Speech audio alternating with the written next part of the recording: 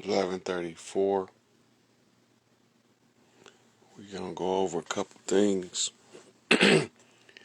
When I be telling y'all that, when I be telling y'all they look like us, but they ain't us. We got the enemy within. We got the sellouts. We got traitors. Now, the only way you gonna know who they is you gotta know they modus operandi, as they call it in law, the MO, method of operation. How if how do they infiltrate us? What do they do? So you gotta study them motherfuckers like they study you, right? If you don't study them the same way they study you, you will never know what you really face with and how entrenched in our community it is. So when it look like I call somebody out, I'm calling out one of us, and it look like divide and conquer wins again. But if I pull somebody out, call somebody to the forefront, right, and I say somebody wrong, that's because I already investigated. I already sized them up. I followed the steps they always take, and somebody's feet is fitting in all of the tracks the exact same way as before.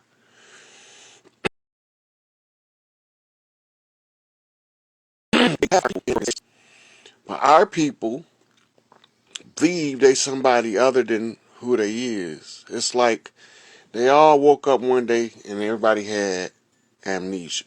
None of us ain't know that we've been on this motherfucker so long. We done lost our past life memories, most of us, and some of us are gaining them back. But in the course of the struggle, we in an adverse position until we realize what is going on, how it worked, who involved, and what the hell is they doing. Now, they got Orient Daystar blocked on a couple of channels, so he got a pre-record and post.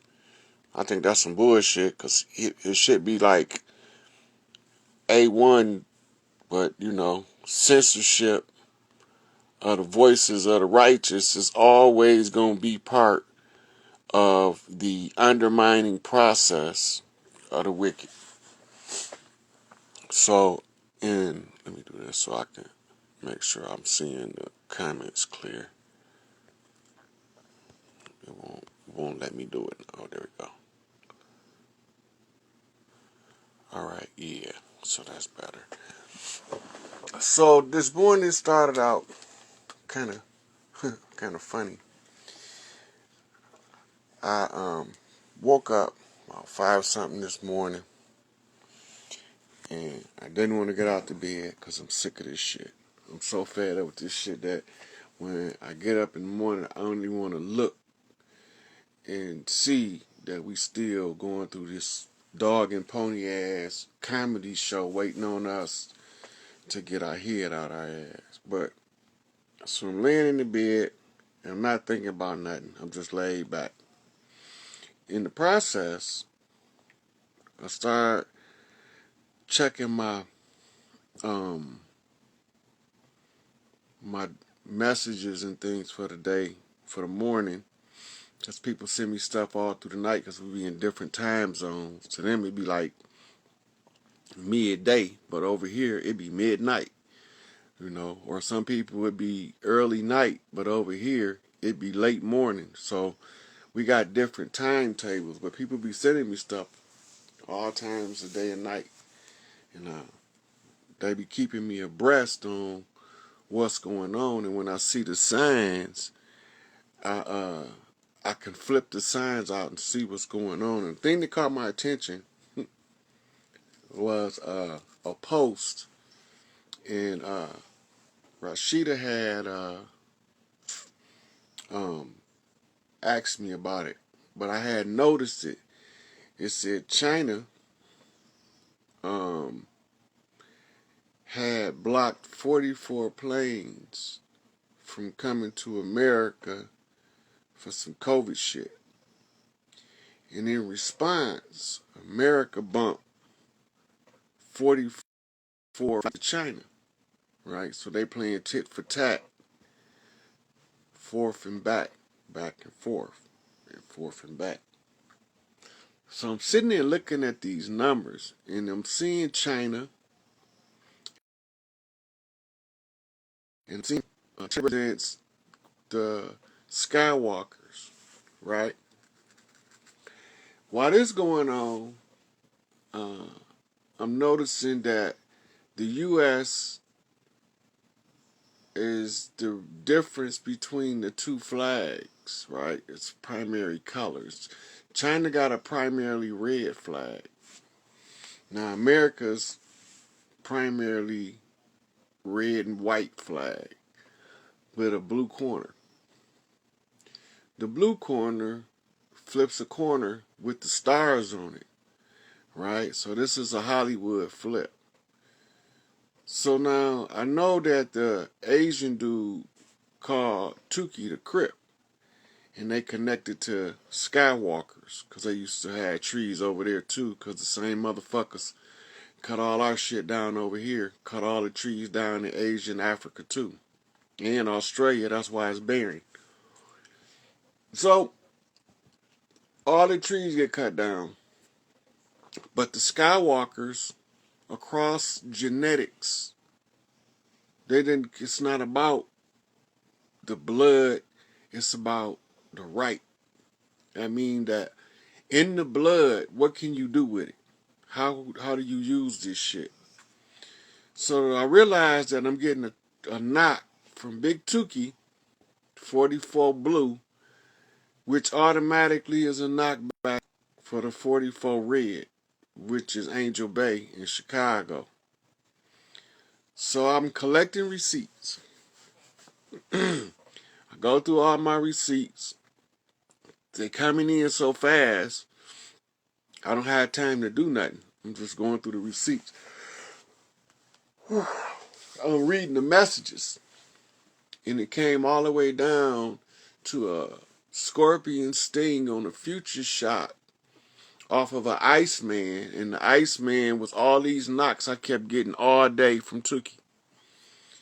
Multiple people seeing the cryogenics information being disclosed, and now they know that I knew what I was talking about for real, when I said they froze Big Tukey. Arnold Schwarzenegger did it by executive order out in California because he declared Tukey to be the security of the state of California as a border state was an essential security risk. So they couldn't afford to kill him, but they couldn't afford to show weakness to us. So the compromise with the gorilla families is that vanilla gorilla, the Iceman, Mr. Freeze, decided to put a soul on ice so he can wake up a man on fire. Ain't that something? So the man on fire is the man in red, and the man in red ain't dead. And we talking about Chief Malik Angel Bay, king of the El Rookins. One of the baddest motherfuckers y'all neglected for so goddamn long. Y'all could have been free if y'all support any one of these motherfuckers. They could have got y'all up out the shit. But y'all believed in the enemy. And now, this take me to where we going. Big Tukey want me to show y'all pretty much how do these motherfuckers do this shit? How do they get in our communities and infiltrate us? Because most people think that I'm down with the separation in the community, but I'm not. I don't believe in none of the isms, sexism, racism. I don't believe in none of the religions. I'm not a religious person. Yeah, Righteous Decoy, where she at? That's my baby. Okay, so I'm sitting here and I'm going over my my receipts. And so my brother comes smoke with me. Oh man, that set it off. See, I was on the Detroit kick earlier, right? And I was flipping Detroit. I was putting everybody up on the jet so they could get up on the Detroit culture on the 313 because it's a knockback. Put y'all up on the culture. Show the other clans, our artistic expression from our land. This how you know who we is. When you match that jit shit up with them B's and C's walking and them G's walking in the city of wind, you understand what I'm talking about. When you tie all that shit back to the breakdance, where you can solve the beef without going to hands. This is what we talking about. We created dance groups for dance competitions to resolve matters without killing each other. Watch the movie Shaka Zulu. Angel Bay not. Angel Bay Shaka Zulu. So, in the movie Shaka Zulu, Shaka was telling the other chieftains while he was at the war that they was inter-tribal conflict between Zulu was settled through what they call mock warfare, right? And this mock warfare looked like a real war. And Shaka was telling them, look, these motherfuckers not playing by the game rules. They gonna cheat. These motherfuckers coming over here to kill us, so y'all need to tighten up your belt, right? I'm gonna show y'all what they coming to do to us because y'all not paying attention. And then he gave the order, and that's when he assumed power as the general of the combined Zulu nation. The Zulu nation comes in off a left bump to Africa Bambaataa for fucking with the kids. But he wasn't fucking with no kids. He was fucking with grown ass men who didn't have the testosterone to tell him no. And now, 30 years later, they want to bitch and complain because they was all doing some gay ass shit together. But now they want to villainize him. So we'll let that happen. If he wrong, he wrong. If he right, he right. I don't give a flying fuck. If he wrong, he wrong. If he right, he right. If he wrong, give him whatever he did, right or wrong, give him his just reward. We don't stop denying motherfuckers what they owe. Because when you don't give motherfuckers what they owe, then they go take something from somebody else as a compensation to fill the void. So let me see if I can find this video. I was looking at it, came up on my timeline, and it was the video of the FBI agent that infiltrated. Who I sent that to?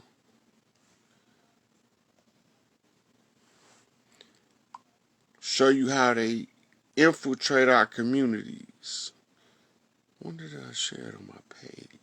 I might have shared it on my. So going to my Facebook page and let's see if I shared it on there because I probably did, knowing me. Yeah, because Sukarno.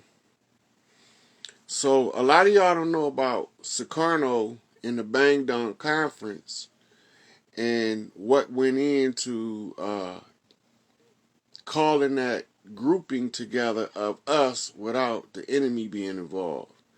And that shit wasn't easy. Because they always got a motherfucker trying to infiltrate. I don't see it.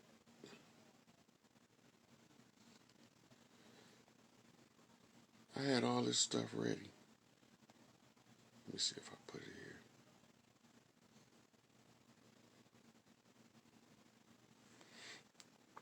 here. No, I know where I put that. I know who sent it to me.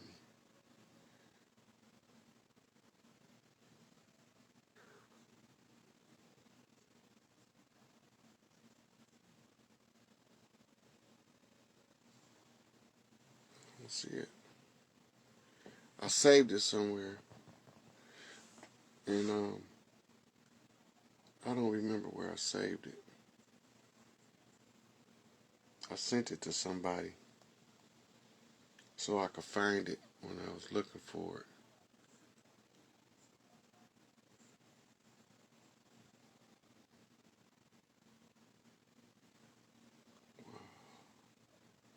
That's crazy.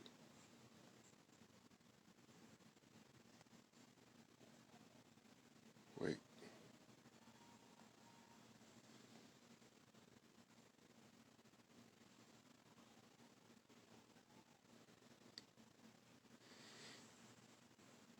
So this guy gonna tell y'all how they infiltrate organizations.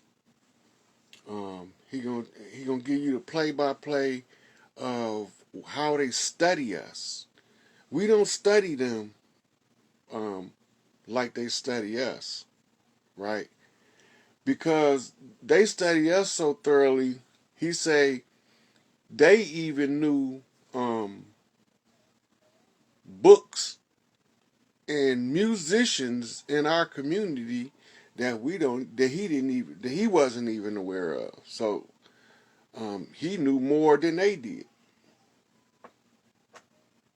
Oh, I might have put it there. Let me look. Go to saved.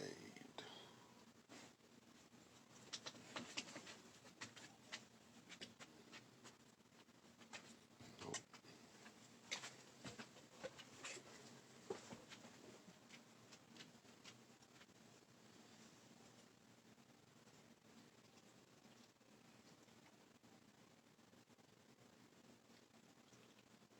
Mm, mm, mm.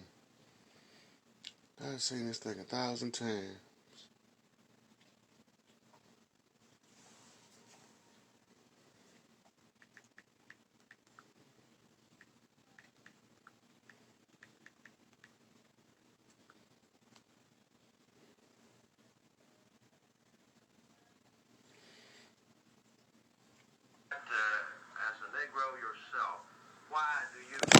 Battery 40%.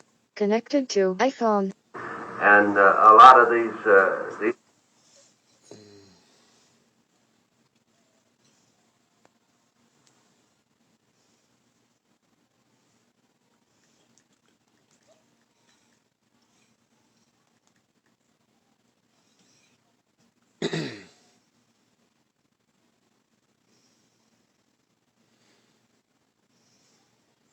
See if I got it under me. I know I saved it because I wanted to do this video with it. I wanted to do this live with this post, and now I can't find it.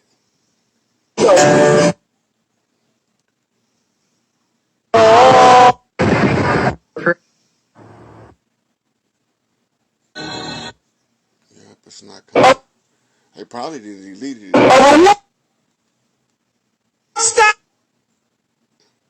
it ain't there. I'm gonna find this. I'm determined. That's one thing about being who I am. When I be trying to do something and I'm trying to show y'all something, I be serious about showing it to y'all to the point where I'm gonna keep on till I figure it out. I know I got it in here. I just know where I see it. No,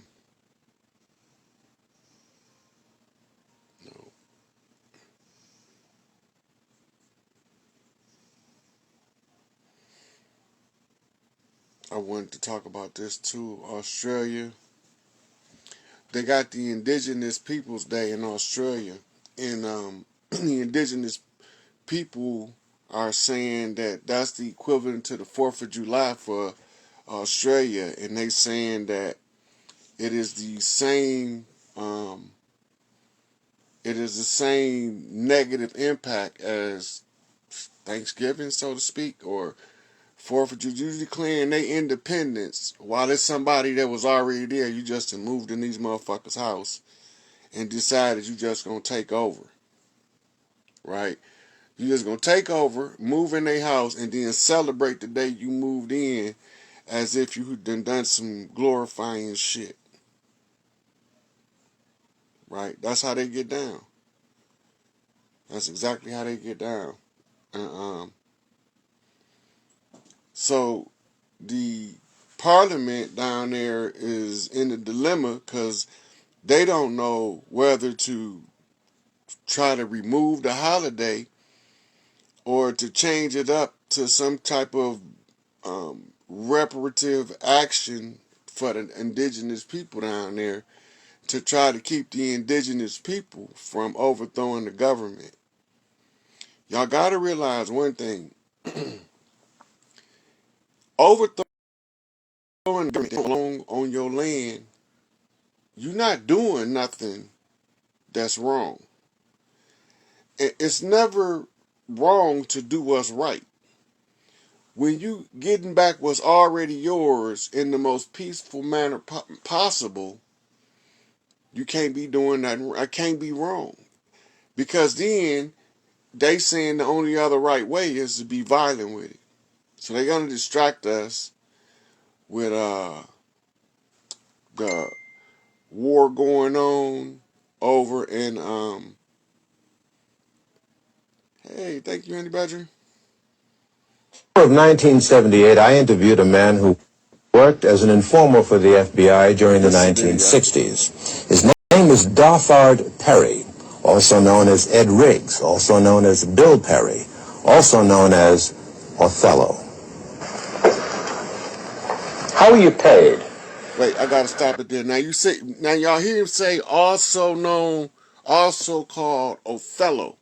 Othello was the blackamoor in one of the plays of Plato, not Plato, Shakespeare. Othello was the name of the play, and it was about a guy that they called in the play the blackamoor. Remember that.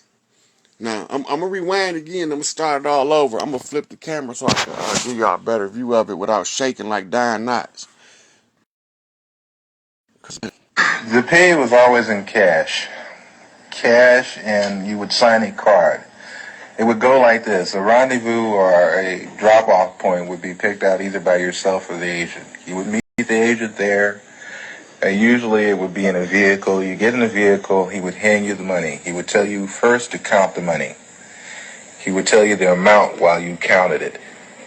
If the amount was there, he would then bring out a card. On that card would be for the week of such and such. In other words, the week was dated. So-and-so has been paid the amount of.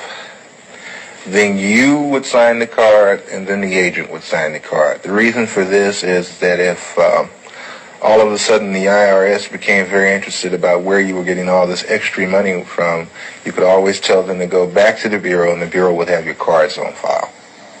Okay, now, he just told you how they got around the Internal Revenue Service, which is, we know can't nobody get past the tax man.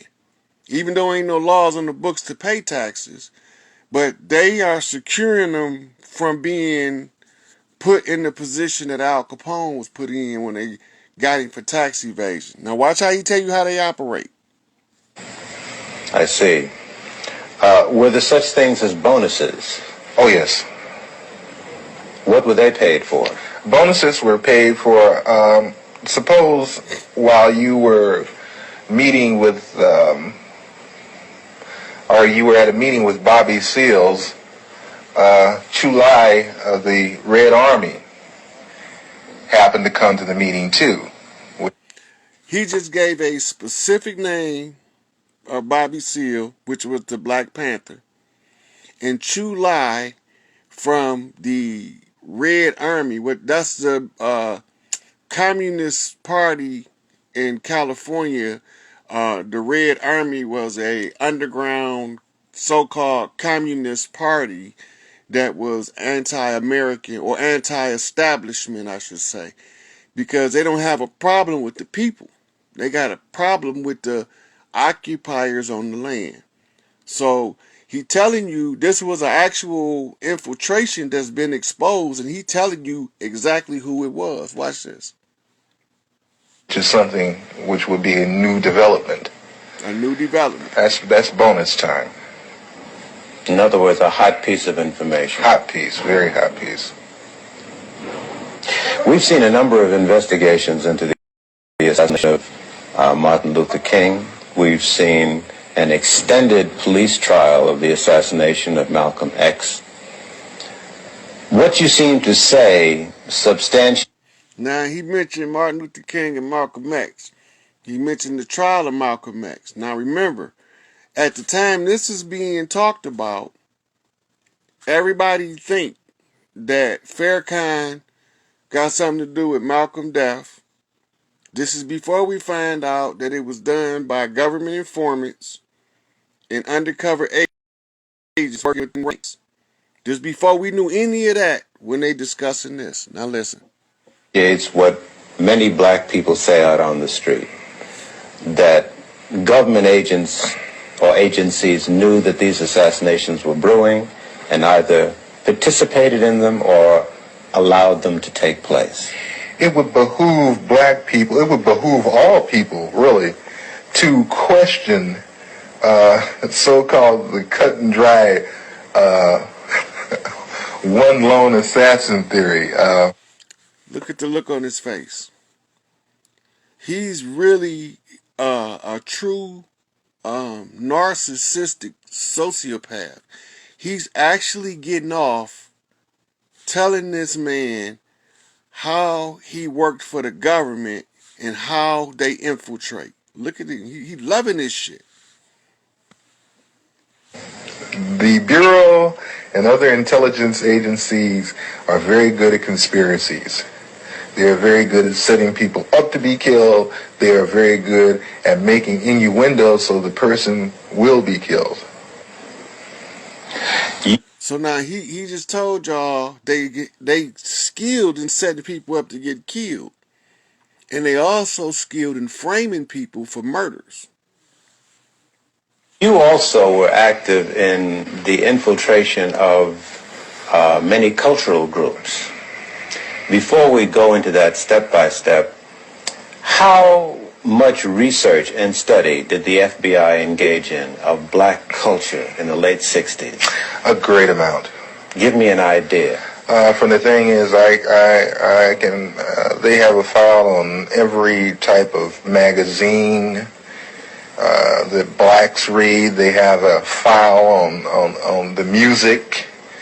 Music, dance, theater, actors, comedians, you name it, man. Now you see, he said they made him go back to the music because they always knew that we talk on the drum. This is why they studied our music so intently. What do you mean talk on the drum? We put it on the beat. Bump, bump, bump, bump. On the beat, it tells you more information in a smaller amount of space, right? So, listen to what he's saying. And they would actually study these Yes. Oh, yes, definitely. What would they do with music? To understand the people, you have to understand the culture. To infiltrate, you have to understand. You had a lot of so-called white liberals that were infiltrating the so-called black groups using the information that they had gathered from the studies of blacks. You mean just to understand the behavior? Now, for us, back in this time, we was under the impression when he said they were being infiltrated by white liberals. We was thinking they was talking about people with pale skin. At this time, we wasn't totally sure that the white man ain't even white. So now that gives us a whole nother view of what he talking about. Your pattern of our people? Oh, yeah, I can, Will Heaton could name out some jams of Miles Davis that I hadn't even heard of. He could name off some books that I hadn't even read pertaining to black culture. Did you ever see agents actually studying the music of... Yes. Yes, I've seen them going over even video portion of cultural events. Tell me about some of the cultural organizations that you infiltrated and what you did. PASLA, Mafunde, Watts Writers Workshop, which they have... The Watts Writers Workshop? Yes. Watts Writers Workshop, which was one of the oldest established black... Now, watch how much work he do in this infiltration process with this program that he about to go into right now. Because they be right next to you, sweating just like you while they infiltrate and gathering information. Watch. Black writers workshop. That place was burned down. Yeah. The Bureau had it burnt down. How do you know that? I know because I participated. I did the arson. You burned down the Watts Writers? Yes. Why did they want it to go? At the time, funding had been cut to the workshop, had been cut out, but it looked like there was a possibility of a grant being given back to the workshop. And if there was no theater, there would be no grant. How did you do it?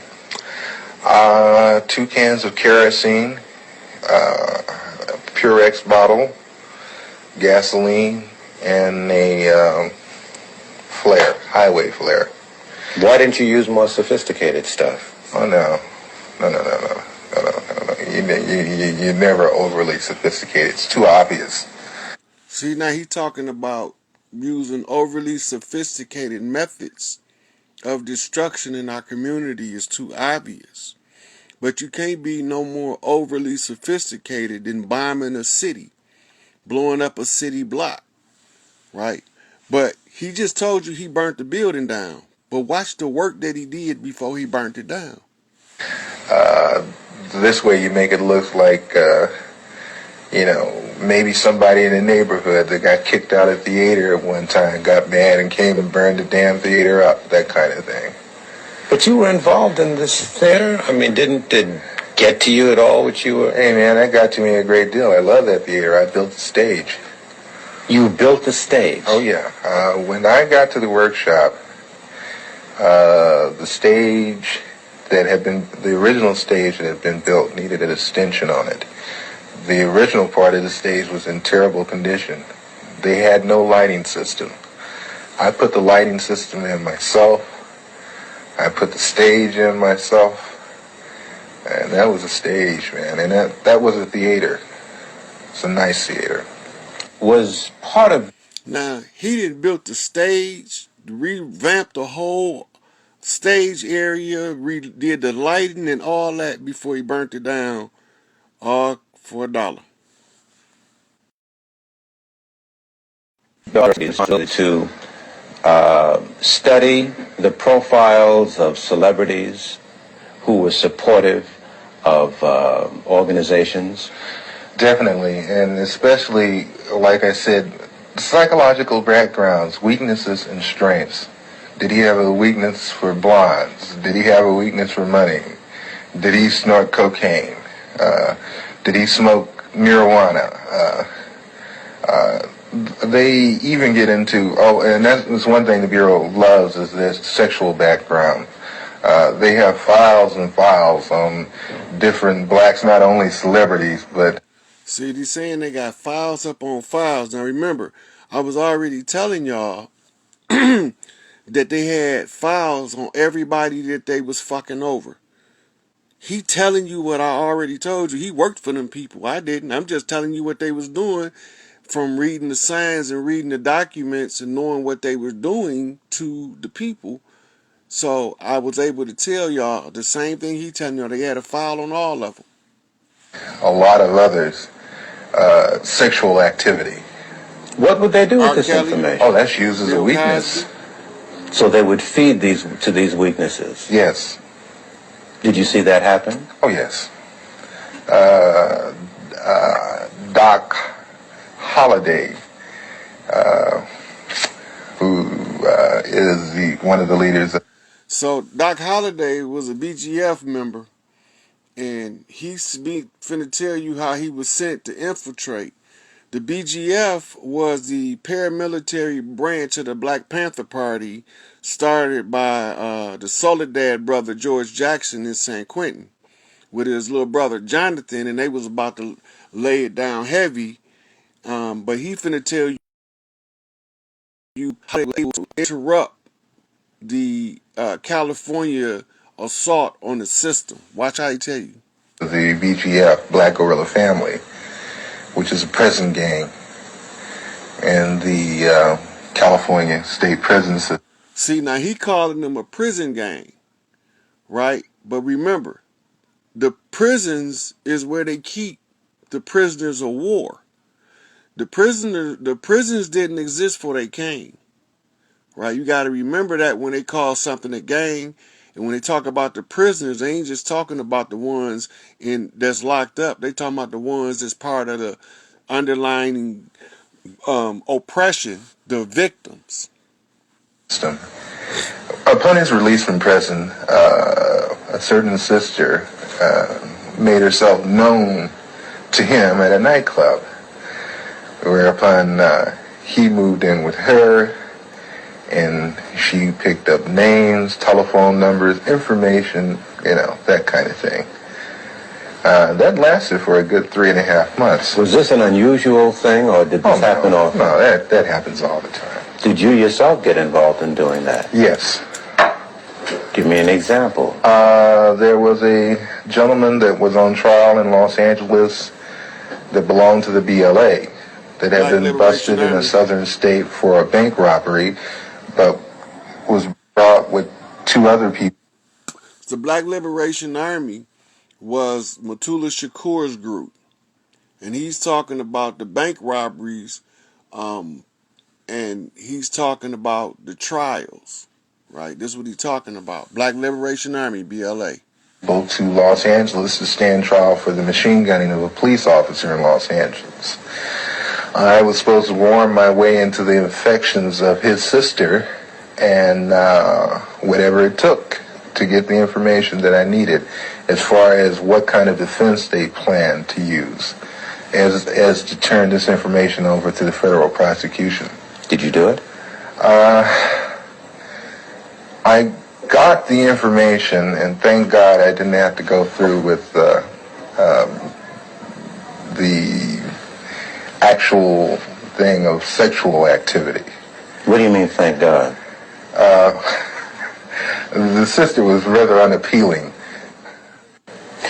Would you say to American citizens that this situation of surveillance and infiltration continues to this day? Oh, yes. On the dimension that you experienced? Probably much larger by now. Larger? Oh, yeah. Let me put it to you like this. Each year, everything gradually escalated up more and more. So I figure when I left, it didn't stop escalating. As they say, one monkey does not stop anybody's show. Do you have a sense that you're going to be arrested and go to prison? Oh, yeah, eventually. Now look, he know he gonna go to prison because he's gonna have to do a case inside. He already know he gonna have to go in there to do the same shit he was doing out here, infiltrating motherfuckers in the penitentiary to upset or expose any of us for liberation and breaking free from this oppressive, fictitious corporation. Eventually, when things come to a head, it has to. Has to be that way. No other way around it. What would you say to citizens who sit and listen to what you've said and have a sense of frustration and helplessness? There are some agents, the old line agents, that disagree with the tactics that were used during the so-called COINTEL period. But now look, he said the old line agents, right? The old line agents didn't agree with the tactics. The old line agents didn't look like us, right? So if they didn't agree with the tactics, what do you think that they would do if they agreed and discovered at some point in time that this corporation was a fictitious entity encroaching up on the land? What do you think those hardline agents would do about something that they thought was nefarious to the collective of the government that or the people that they swore to protect? Watch this. one thing I don't want us to jump off of is that people always they're talking about COINTEL now so heavily. I'm not talking about COINTEL. I'm talking about they're known as Black Desk. The Black Desk was a series of offices that govern the affairs of cities like Chicago, LA, New York. And he gonna tell you how it worked. Watch this. Black Desk was set up for a simple thing of infiltrating black organizations and black groups, whatever. Where was this black desk, or were there a number of them? There were a number of black desks, but the head black desk was in Washington, D.C., controlled by Sullivan. And Was he black? No. And what was the function of the black desks all over the country? I guess there were dozens. The function of the black desk was to monitor activity, social unrest, revolutionary groups, cultural groups, and such in the black community. And feed it into this central desk. And it still exists? As far as I know, yes.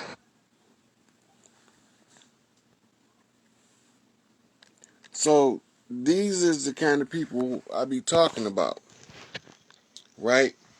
So it's other means that they do, like exploitation. They weaponize exploitation to mislead people. So we got to go into their organizations and get our people out that shit.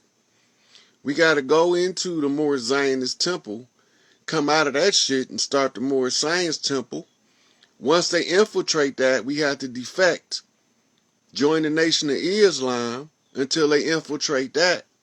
Then Malcolm got to run the red herring to keep the assassination off Elijah. Then Wallace got to tear the shit all the way down, and Farrakhan got to rebuild it from scratch without the infiltrators in the central circles. Because now we know who they are. So Farrakhan knew them because who he was. He told them in the public domain, right? He called out all their names of the infiltrators, right? He said exactly where they was at. Chicago and New York was the main places where they were most heavily infiltrated. Where did Farrakhan come from? From the mosque in Boston. He went from Boston to New York, but he already knew what he was up against. Now, how do I know to trust Farrakhan? Attica, 1971. They wanted Farrakhan to carry a message. So they got him in there by tearing that motherfucker up. Look up the Attica riots, because whether they tell you or not, they couldn't bring an end to that riot, that standoff, until the organizers had a sit down with the minister. They didn't ask for the president. I think it was Nixon at the time. They didn't ask for him, or LBJ or one of them motherfuckers. They didn't ask for him either, right? So, why is they asking for Farrakhan? Right? They got something for him, because you got to get the okay from certain people in order to make certain moves on the land, right? So I'm watching Farrakhan rebuild the nation as I grow up, but I don't know nothing about what the fuck they talking about, right? And then I was able to study nation doctrine, understand what Elijah was talking about, where he was coming from, even in the midst of Islam being the cover story. The doctrine is not the same, because the doctrine is designed to carry messages to a select group of people that vibrate on a specific frequency.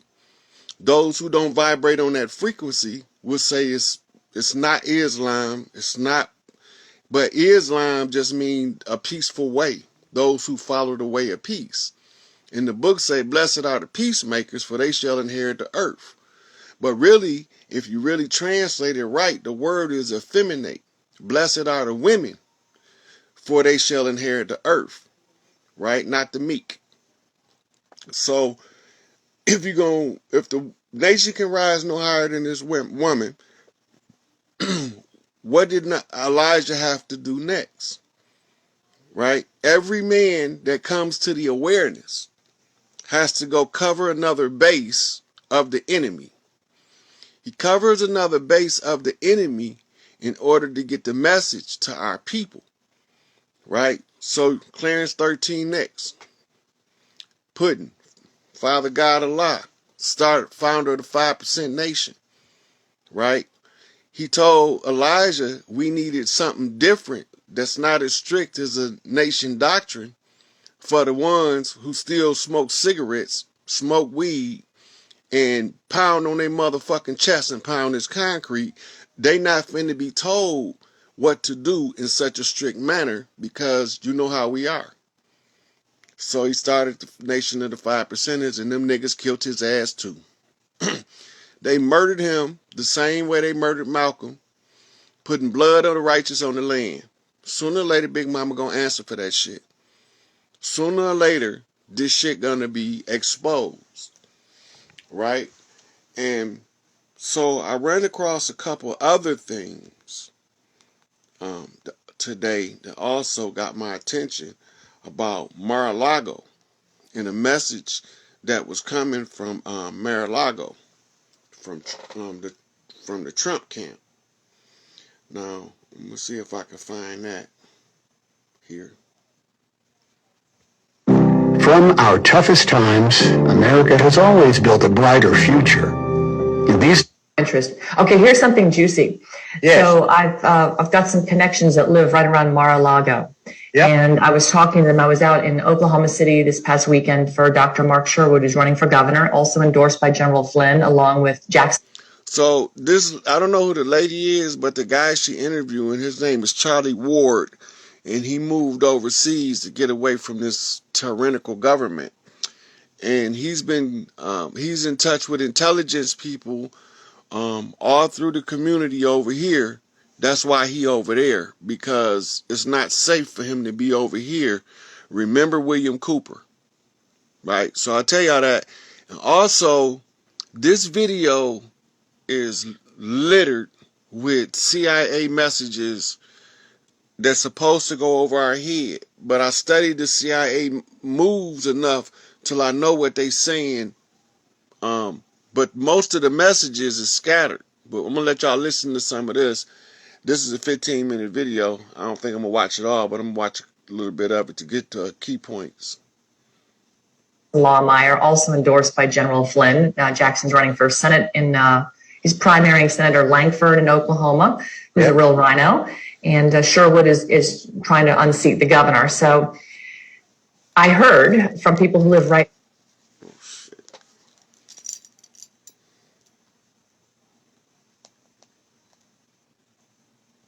around Mar-a-Lago that it is buzzing there and has been for several weeks now. I'm talking, helicopters flying in and out, Secret Service all over the place, cars coming and going. And I've lived down in that neck of the woods for years. And even when President Trump was there, it was never as crazy as what these people are telling me. And they've lived there through the Trump presidency when he was there calling it the Winter White House. And they said it's absolutely insane how busy it is at Mar-a-Lago right now. So we know Trump's Truth Social is launching next month. It's supposed to be about February 21st, which is, the death of the deep state's social media propaganda machine and the fake news media propaganda machine. We saw the stock market.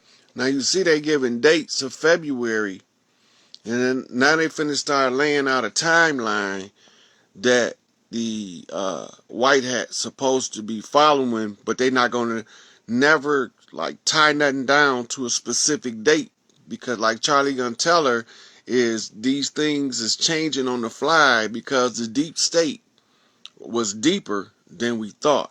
Listen. It yesterday dropped 1,000 points, and then the people who are loyal to their wallets and not even the deep state came back and then bottom fed and bought all these Trump stocks they tried to take offline yesterday and destroy, come right back up. So I do think that the narrative is going to shift greatly here in the next 30 days, and we're going to get the truth. I don't know if we're going to get this emergency broadcast system and darkness, but I do know this.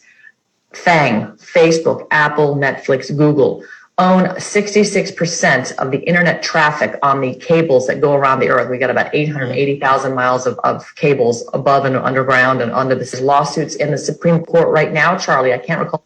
So the code she's flipping now, she's a code flipper. All of these codes are in the numbers. Right? So if y'all keep track of numbers, I can tell you what they mean. I told you this, but we've got a great lawsuit right now sitting in the Supreme Court. There is a lot of hope on the horizon, but it's just hard unless you're listening to you or me or Scott or Mel. You're not getting this information out there right now. So I'm very positive despite the chaos. Yeah, I'm very, very positive, and we're coming to the end of the year of the ox, which is in the Chinese calendar, which is synonymous with the turning over and the preparation of the land.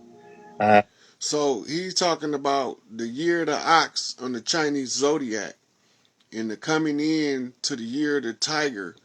And this year is called the water tiger. The water tiger is the blue tiger. The blue tiger is the Blue Lodge Shriners. The Blue Lodge Shriners is a symbol of the Bengal tiger's claw or fangs, the canines, right? So this is what he's talking about. Listen. And so the preparation has already been done. There was a clue yesterday with the fact that Trump wasn't wearing a tie. And when you're a commander-in-chief, you only take your tie off when the job is done. And you heard that. You only take your tie off when the job is done. You don't take it off halfway through. Boris Johnson was wearing a green tie, which has never been seen before in Parliament. So things are... So Boris Johnson in Parliament was wearing a green tie. And then she's going to flip him to flip the code of what the green tie means. Listen. The signs are... So what does green symbolize? For go? Yeah, I believe so. Interesting. But we'll wait and see. There's a lot of things that are happening. And of course, we move in February into the year of the tiger, the water tiger, where things move a lot faster. And I believe that February and March are going to be huge months for the public to see what's really going on. It's already starting to come out. I mean, the collapsing of governments, El Salvador government is already collapsed. We're seeing the British government literally collapsing right in front of our very eyes at the moment. And it'll be very interesting just to sit back and watch what we've been talking about for 2 years actually happen and how it's happening. Because, as I've said many times before, I know the destination. I just don't know the journey. Do you believe they're going to actually be successful in presenting a case for premeditated mass murder and have these people actually indicted and face tribunals? I believe that was done a year ago. Really? I believe that right now we're seeing the pantomime. Everything was done well over a year ago to do. So he said we seeing the pantomime. So just so y'all know, that's called a Boaz flip. The pantomimes are the dudes that be doing this.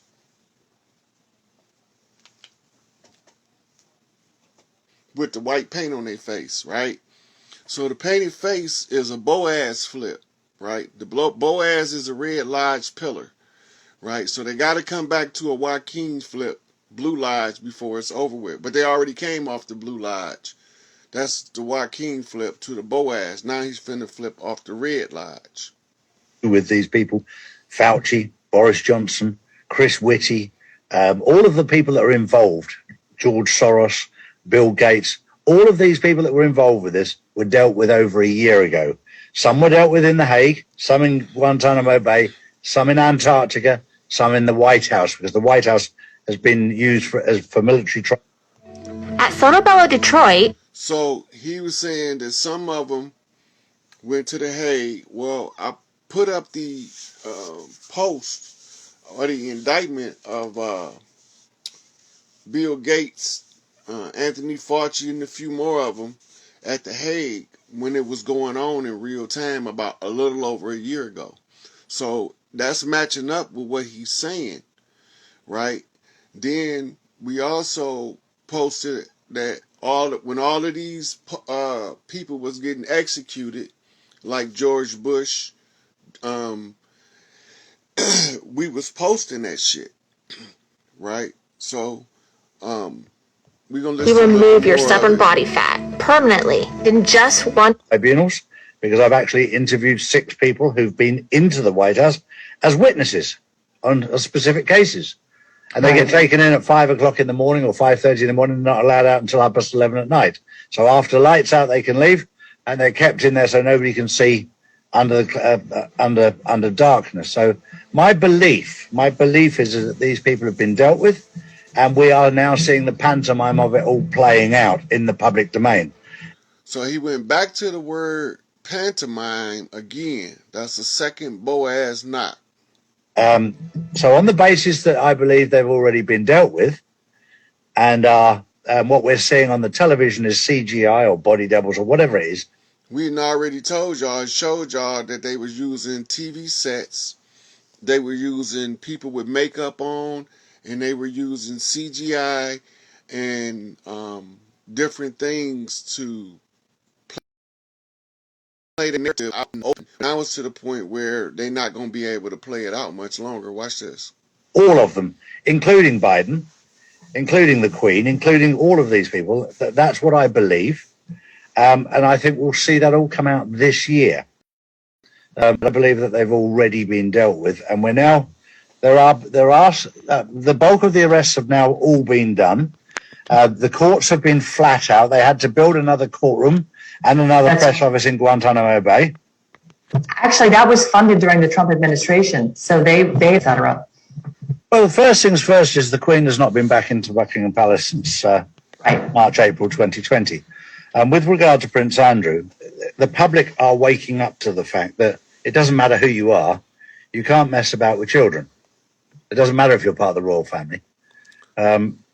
So he let it be known that this child trafficking thing is coming to an end, which I'm going to go to in a minute, because they sent me a post that the bottom of the iceberg was reached in California at this place that was built, what's this dude's name, by some billionaires for royal families of Europe to come over here and hide in, where they was farming for children in the basement. But I don't know if I'm going to look for that, because that might be more difficult to find. But just check. I'm going to let y'all check out a little bit more what Charlie Ward's saying. And the public are interested to know, I would suggest. And I think that because this is not being dealt with in the civil courts, and he's having to defend himself, he's had to sell his ski lodge to pay his legal costs. Now he brought up the ski lodge. Now this is going to be a code flip, right? I got the knock that the code flip died skiing. Now listen to what he say. Exactly right. Exactly right. So they laugh at him having to put up his ski lodge, having to sell his ski lodge. Now watch this. I'm watching very closely, because there's information I know that I can't talk about. My feeling is that Meghan and Harry have been used by the White Hats to dismantle the royal family. Prince Charles has made his position very, very clear that he's part of the deep state and the cabal, because he's put his name to the New World Order, and that he's part of the Davos crew. So he's on the wrong side of history. And of course, now he said he's part of the Davos crew. That's DAVOS. So if y'all want to look that up and see what he's talking about. Prince Charles took sides with the wrong people, and he still believe in them. When that comes out, then of course his position will be untenable. So we'll have to wait and see how it plays out. It's just very interesting. As I said, we know the destination, but the journey is going to be absolutely fascinating. I think Prince Andrew, look, there's the amount of body language experts who've absolutely torn him to. So he's talking about body language experts came in, many of them, more than one. These are agents. These are undercover agents that specialize in reading your body language, that they send in to determine if you telling the truth or not. Now watch this. Who've got no interest in whether he's guilty or innocent. They're just interested in body language as to whether he's telling the truth or not. And they've all come up with the same conclusion, that she's been found guilty for her part in it. And at the moment, she's looking for a plea bargain to reduce the time she spends inside. And of course, now it jumped. It's a piece of it missing, because he went from talking about Prince Andrew trial, and it went straight to Ghislaine Maxwell being called as a witness, and it's a piece of it missing right there, right? That in and of itself, there's no what you call segue, right? That means there's no branch, there's no escape route, right? So this is what he's saying off the Ghislaine Maxwell. Now watch this. You don't have to be a rocket scientist to see that she'll sing like a canary and she'll drop everybody in the cart. And I'm sure one of the first questions they asked her is trying to get her sentence reduced. You know, you've only got to say to her, we'll cut your sentence down to 2 years if you provide a witness against Prince Andrew. Prince Andrew, of course, will come in and try and offer huge amounts of money to stop it going to court, to silence it, Right. it. This is what they do. They come up with huge amounts of money and say, look, we'll drop it. How much money have we got to give you to drop the case? Well, people are... So he's telling you it's standard operating procedures. It's SOP to for them to offer up a whole absorbent amount of money to make the case go away. But now there's a problem because their money don't mean shit to the new regime that's rising up from the ashes. Now very interested in the case. In the mainstream media. And they're looking for, a conclusion to this. And I keep saying, guys, I know what you went through is horrific, but it's a story inside of the bigger global story, which is how governments are using their relationships to traffic and to profit, and the hell with the rest of us. We're the serfs. I want to talk about financial a little bit because the Fed just published a paper on the central bank digital currency. And, So I know that the currency reset also is an instrumental part of the shift. And that's what they're going into now. But I don't want to deal with the currency reset right now.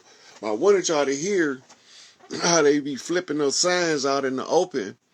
Like we not going to never figure out what they saying. But one of us was just too goddamn stubborn to back down and figure it out.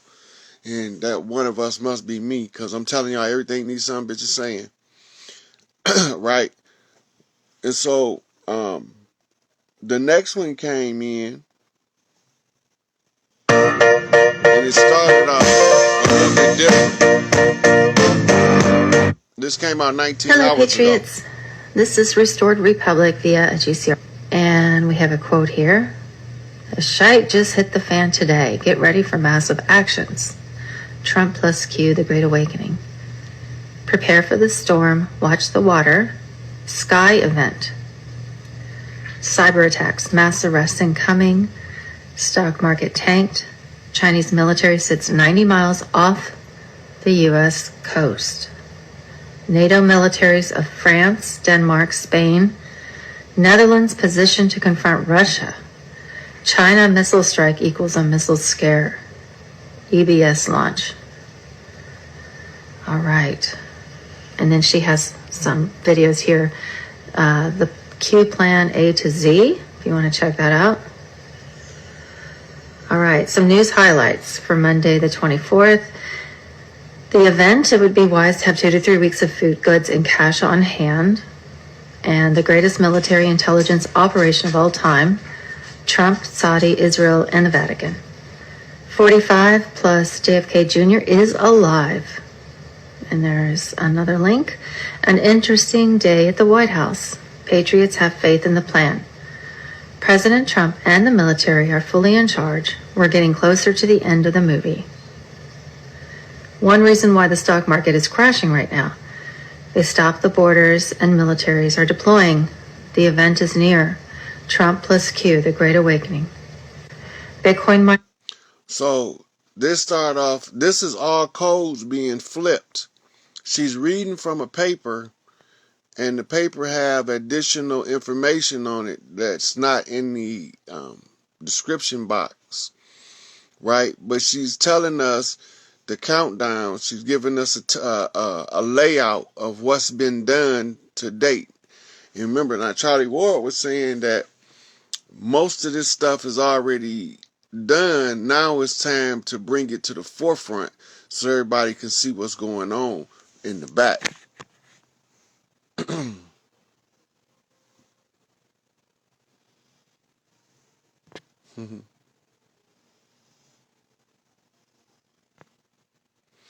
So somebody say, where are these things going when they release from their body? They're not going to die here because they can't come back here.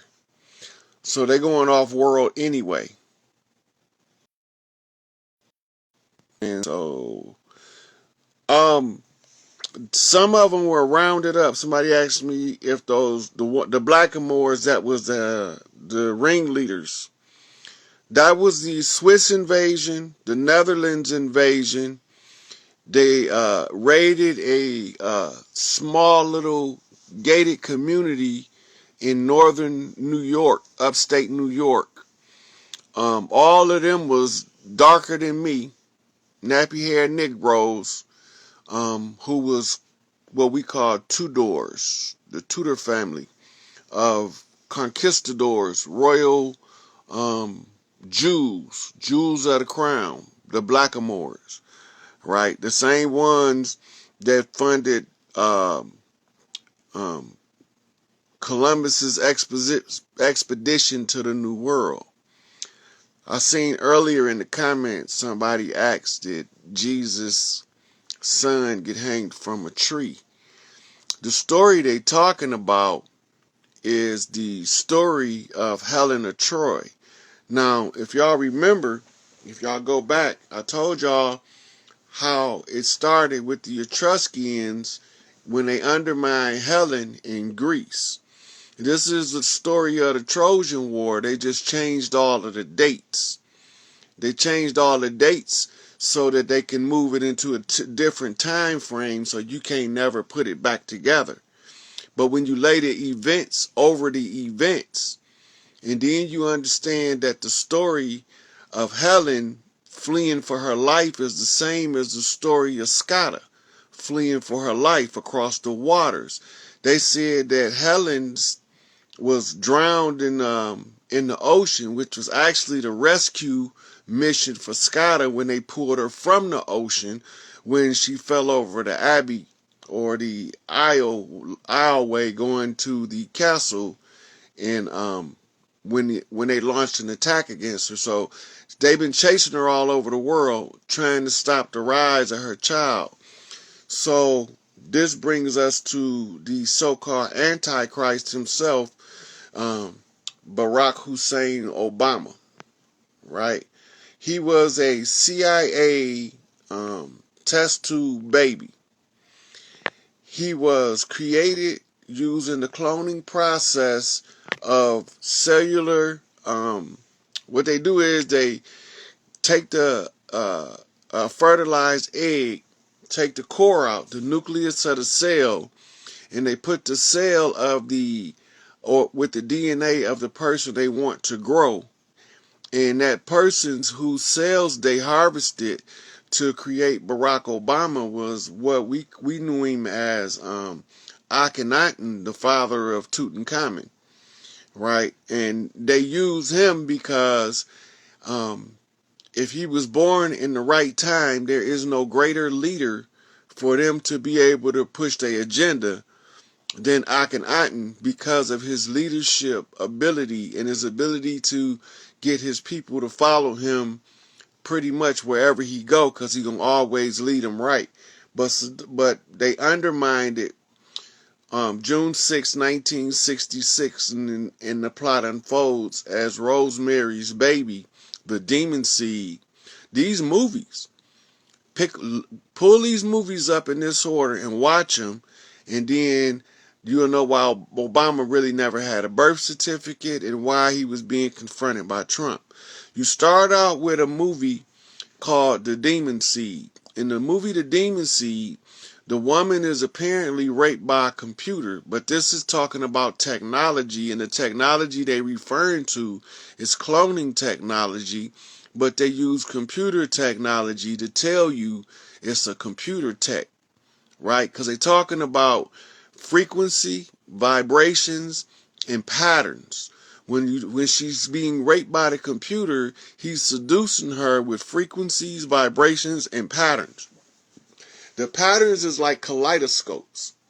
All right, so now that she's impregnant, the next movie to watch in the correct order would be Rosemary's Baby.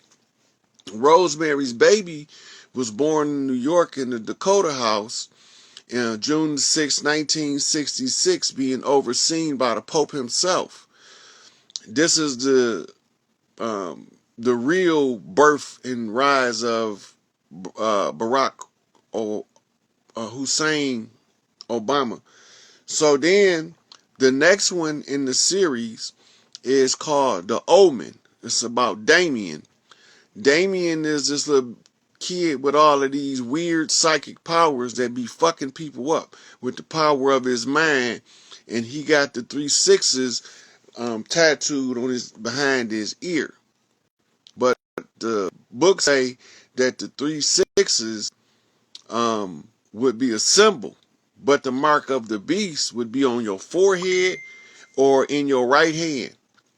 So you always thinking about the money and you always trying to get the money. But you can't never realize that the money is an illusion. It's a well orchestrated plan to keep us oppressed. To use us to generate money. Because we the true creators and they can only get us to create what they lead us to believe. And as long as we can defy that bullshit, we can rise above their frequency is low. Once you start to rise above it, the ones around you gonna buck because you're gonna change the environment of their frequency, and they are no longer gonna be comfortable going along to get along, and then they're gonna blame you for it because they don't know who else to blame because they have not yet developed that what you call accountability of the self, right? So these motherfuckers run around claiming to be gods and these old powerful beings, but they won't do none of the shit that they read the God supposed to have done, right? I don't think that it match to call yourself God and you impotent. You ain't producing shit. You don't have the means, the mental aptitude to get it from the dirt, right? Get it organically as it come, right? It's gonna come. But we so busy fearful because they put us in a state of fear. They use fear to control us. Fear is a great control mechanism, right?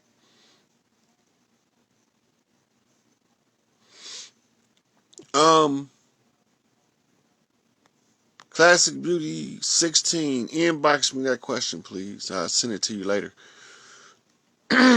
So, we sitting here and we going through all of these signs so that y'all can see this shit is over with. And the hardest part for people to understand is the more of us that realize it's over, the faster process happens. But realizing it requires you to do whatever you know how to do according to your skill set and ability. Each one teach one, that we all might reach some and leave these other motherfuckers looking broke and dumb like they've been had us for the last 500 years. So we know we got invaded. We know who the invaders was. We know they look like us, but they ain't us. We know they accuse some people that don't look like us of being the oppressor while they was telling people that don't look like us exactly what to do to oppress us.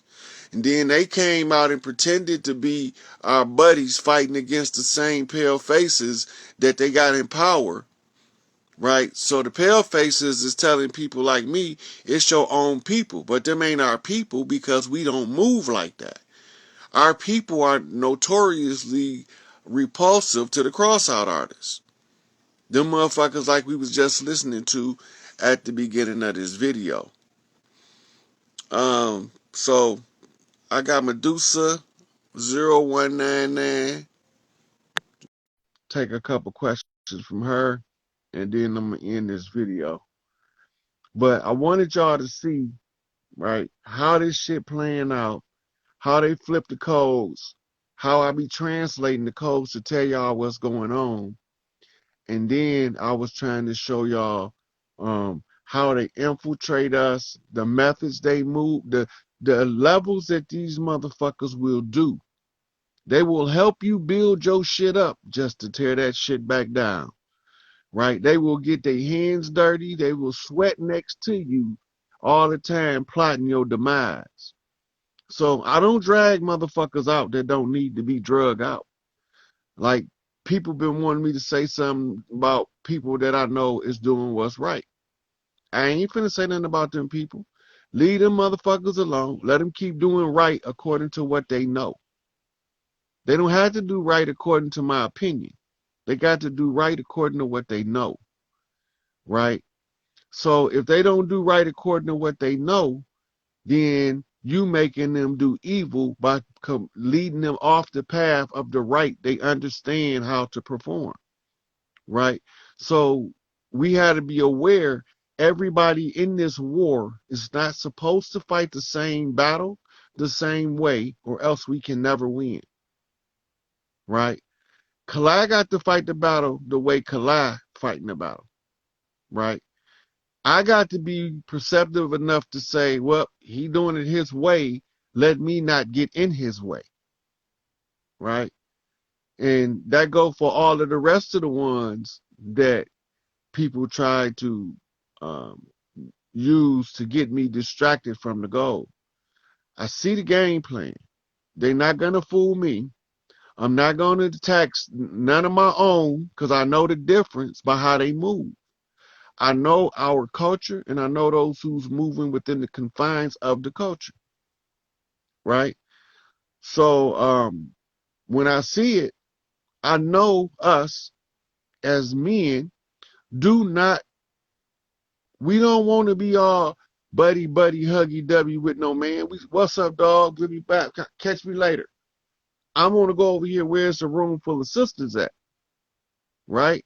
And when I say sisters, I just mean conscious and aware women with a good heart that know how to be a mother, a wife, and a motherfucking sister, because that's what she got to be if she gonna be the three sisters, right? So she got to be able to flip three motherfucking things at the same time, right? So it's a juggling game. People be crying about relationships. We ain't got time to be worried about that shit right now. What we need to be worrying about is what's going on with these babies. But everybody want to feed their little pee-pees and their little twat-twats, right? They want to satisfy the urges and the base desires of the flesh, but they don't want to do nothing to protect the future and the guise of our children. When it comes to doing that shit, they all get cold feet, they get nervous and scared, and then they don't know what to do. And when you telling them what to do, they get angry that you tell them what to do because the fact that they know you right, and then that's holding them accountable, and they don't want to be held accountable. They want everybody else to be held accountable except them. They want everybody else to be punished for what they did wrong except them. They don't want nobody to acknowledge none of their wrongdoing in their dirt. None of their lack of involvement in protection of the children. They've been knowing about these motherfuckers touching the babies, but they don't want to say nothing because they don't want nobody to get mad at them. But they definitely going to say something about that woman that been sleeping with her man. She definitely going to say something about that. He definitely going to say something about his girl creeping with that other nigga. He going to say something about that, but ain't near one of them motherfuckers going to say nothing about these babies getting raped. These babies getting trafficked, kidnapped. They're not going to say nothing about that, even if they know. Of all of the shit you need to be quiet about, that ain't it. That's not it. Right? Y'all picked the dumbest shit to fight about. I'm a Buddhist. I'm Jewish. I'm a Christian. I'm a Muslim. That shit didn't have. We ain't from the Middle East. Right? I'm not looking for no Abrahamic inheritance. Right? I'm looking for pharaonic inheritance. I'm not looking for no Yahweh validation. I'm looking for some organic to the land validation, right? I'm not looking to build their churches and their mosques and their synagogues. I'm looking to burn them bitches down, iconoclast, to bust their ass in the Badussi. And I had no problem putting none of them motherfuckers in the headlock. But right now, I'm just trying to get the message out that we need to be pushing this free Larry Hoover agenda. We need to know that when I tell y'all, motherfucker, I study these motherfuckers like they studied us. I'm just a more detailed studier than the average studier. And it's just because I'm wired that way, right? Because my father said, make sure you be right before you say somebody did something to you, because you get the wrong person into a whole lot of shit on some bullshit. So when I tell you a motherfucker fleecing the flock, that's because they fleecing the flock. When I tell you a motherfucker can't clear your karma, that's because that's the reason why you here, to clear your karma. When I tell you you can't pay a motherfucker to clean up your generational curses, because that's why you here. to clean up your generational curses. You can't push your work off on nobody, and you can't pay nobody to do your work for you. You can pay somebody to allow you to be lazy and your work not get done. That's what you're going to end up doing, because they're not going to do your work for you because they can't. It's called self-improvement for a reason, right? It ain't self-improvement by paying a whole bunch of money that you don't got. That's not self-improvement. That's foolishness and what you call benign neglect. That's malignant neglect to me, but they call it benign neglect. You see that it's something wrong, but you just don't want to fix it. We all know what the problem is, and we all know what the solution is. But don't none of us want to be the one to do this. I hate social media. I never liked social media from day one. I never liked people getting their rocks off on social media. Right? I thought that's the dumbest shit in the world to me. But now I'm on here on social media. Why am I on social media and I hate it so bad? I can reach more of my people through social media than I could if I was standing on the soapbox down on the corner. That's why I use social media, right? I'm able to use social media to see what's going on in the society around us, right? So now I know what's going on in the society around us. They study everything we do, and I did too. Because in the art of war, it say, know thy enemy and know thyself, and victory is assured, right? And the proverb from Africa in the ancients of the Americas is, if you can get rid of the enemy within, you don't have to worry about the enemy without. Sometimes when you're getting rid of the inner enemy, it look like you participating in the divide and conquer agenda. But getting rid of the enemy is the most unifying shit you can ever do. Expose them motherfuckers, drag their ass the fuck out, let the people make up their own fucking mind, tell the people the truth, tell them don't take sides, tell them to put the receipts to the question, right? Don't put the face to, this is why I don't do a lot more lives, because I don't want nobody to develop a cult-like mentality when I'm telling them the shit that we all supposed to know. I'm not smarter than none of you motherfuckers. I just work harder than most of you motherfuckers.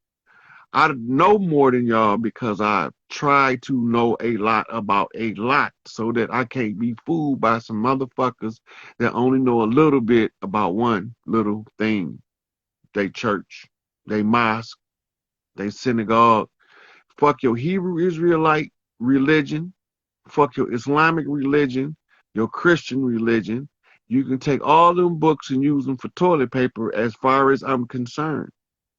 Because before they brought us a Bible, we didn't have a prison. All of a sudden we get a Bible, now we need prisons. But we ain't put that shit together. We didn't have no prisons before they came. You can find out that the first prison was built in Philadelphia just by a simple Google search of when was the first prison built in the United States. They turned some of our opulent royal palaces into prisons, like Marquette, Michigan. Right? A whole bunch of people asking me stuff on Instagram. I don't know what the fuck they talking about. Ask me about Bitcoin. So,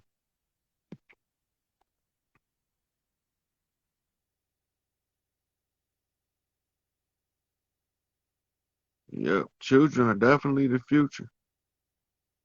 If y'all don't see the children the future, and if you don't protect the children, you can't protect the future.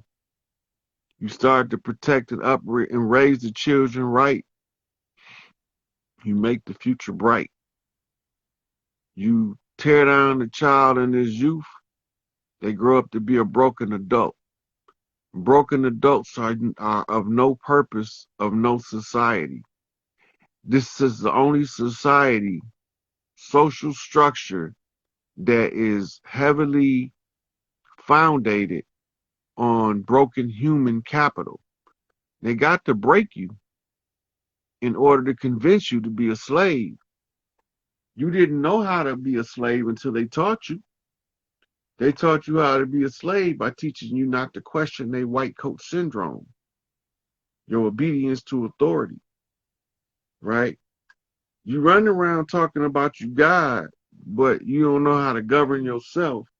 So you need some shit called the police to get your ass under control. Get the fuck out of here. You want to go do whatever your government say because they got the appearance of legitimacy. But you never peel the books back to find out, are they legitimate or are they just acting legitimate? When I found out they was acting, shit, them motherfuckers can go. Free Angel Bay. Show me Big Tookie. I know he there. They already told him, they already put him to death, so they ain't got no motherfucking jurisdiction over him. I'm just saying. Sooner or later, y'all gonna realize this shit is that I be talking about be the realest shit a motherfucker could ever say. Hoping my true motherfuckers know this be the realest shit I ever wrote. Up in the studio getting blowed to the truest shit I ever spoke. And motherfuckers be thinking that I'm overthinking shit. But to me, when somebody tell me I'm overthinking something, it really means I'm thinking over their head and it's giving them a headache to try to think on the level that I'm thinking.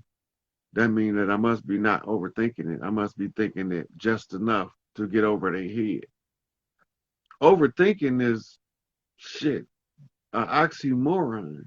That's like calling somebody big, tiny. That shit just mean the opposite to me.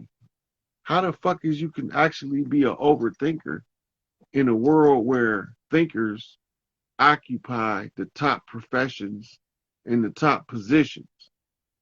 In the place of thinkers, I think the greatest thinker would be the one who can solve the most problems. And he who solves the most problems can rescue the most people. So I solved a whole lot of problems. I gave a whole lot of solutions to shit that people said was unsolvable. Mission Impossible. I unscrambled the scrambled egg. I moved that shit back to the plane of force. It ain't magic, it's science. It's the science of this 3D reality, the 3D fixed positional matrix, where you need something called solid in order to have something called a base. So you can see something in what we call a direction. So if you don't have a firm foundation, everything you think you see is really just an optical illusion.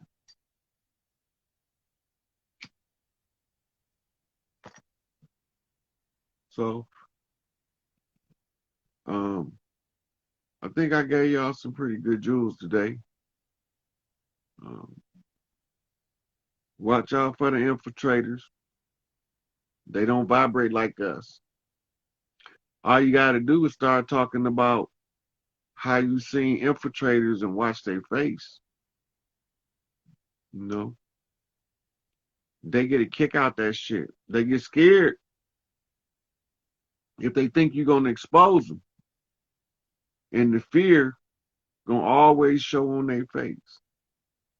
Because at any given time, they can get pointed out now, because we know what to look for, because we know their MO, they method of operation, they modus operandi, the method that the infiltrators use to overthrow the people of the land by trying to convince them they came over on some ships, by trying to convince somebody organic to the land that they transplants is a fucking ridiculous concept to me, because I'm understanding I'm organic from the land from a little tot, right?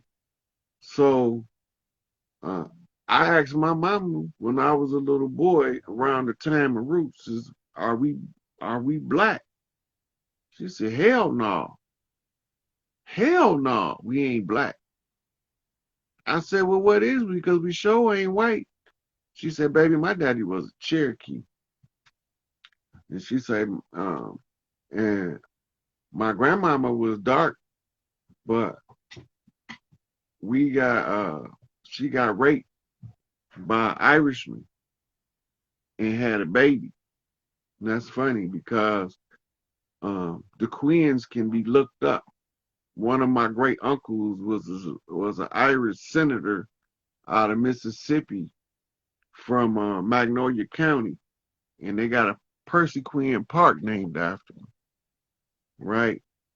And in his spare time, he was a chemist. Ain't the fuck that something?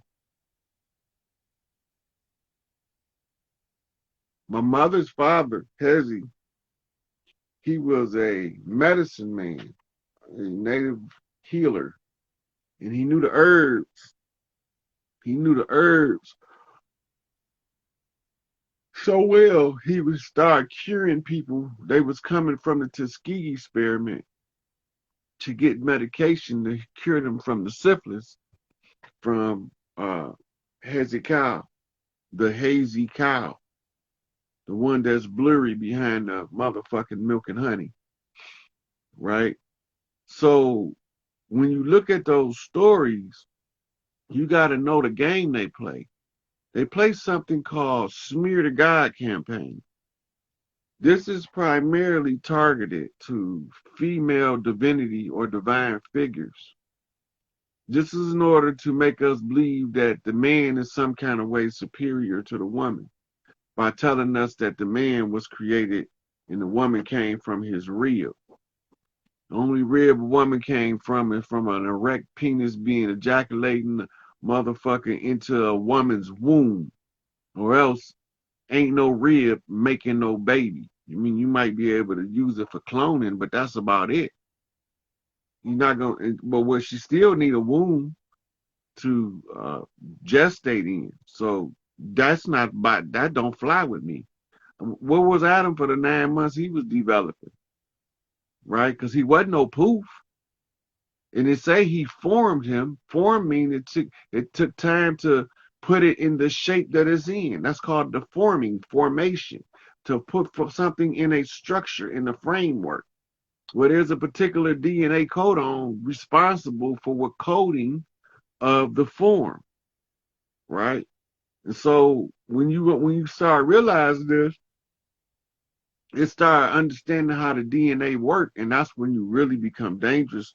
Because once you understand how the DNA work, it tell you how the mind work. Once you understand how the DNA and the mind work, and you understand how they work together, then you understand what the dark carbon do, right?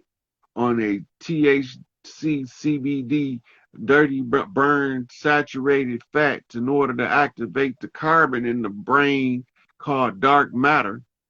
The dark matter is fused in with the white matter to form the gray matter, and the gray matter is the brain. But the brain is broke up into 3 parts. You got your reptilian brain, which just tells you right there that all of us with a brain is part reptilian, because the core of the brain, meaning the oldest portion of the human brain, is called the reptile brain, and it's responsible for all of our base instincts.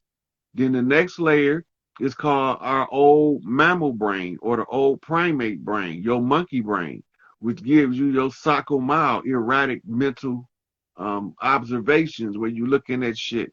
Then you got what you call your new mammal brain, which they call your Homo erectus, or your Homo sapiens sapien brain. And Homo sapien meaning the wise ones, the males of the wisdom. And the sapien mean the wise of the wise.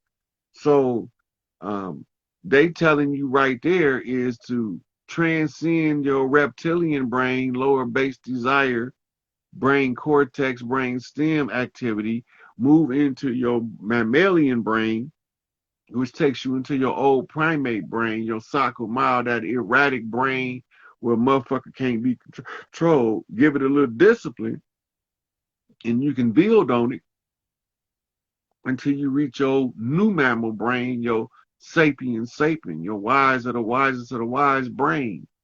And by doing this, you integrating all 3 parts of the brain, Father, Son, and the motherfucking Holy Mother, on the left and the right hemisphere, to flip all 4 quadrants of the brain chambers, because it's 4 chambers in the brain. The 2 upper chambers is the king's chamber and the queen's chamber. And the 2 low chambers is the prince chamber and the princess chamber. That's a 4 motherfucking family household. A 4-member household, right? That's a whole family. That's a mother, a daughter, a brother, and the sisters, and a husband and a wife, and all that shit in one motherfucking active psychological matrix. And when I say psychological matrix, it's tying you back into the course of your consciousness, which is permeated into your brain and being generated on your crystals called DNA codons, being powered by the cell known as the mitochondrial. And inside the mitochondrial is where we locate the matrix. And the matrix is where it draws source energy into the body to give you the true Holy Ghost, which is the spirit of the Divine Mother that permeates through the mitochondrial, and it gives more power to reflect the higher vibrational dynamic to the DNA helix on these crystals. That's crystal amino acids, crystalline amino acids, RNA, DNA sequencing on the codon. In order to raise the motherfucking matrix, you have to raise your vibrational frequency at the genetic level.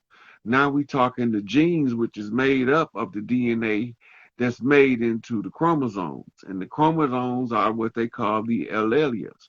And the alleles is the genetic material. And you get half from your mother and half from your father. And that's why you got to honor both your mother and your father, that your days may be long on this earth.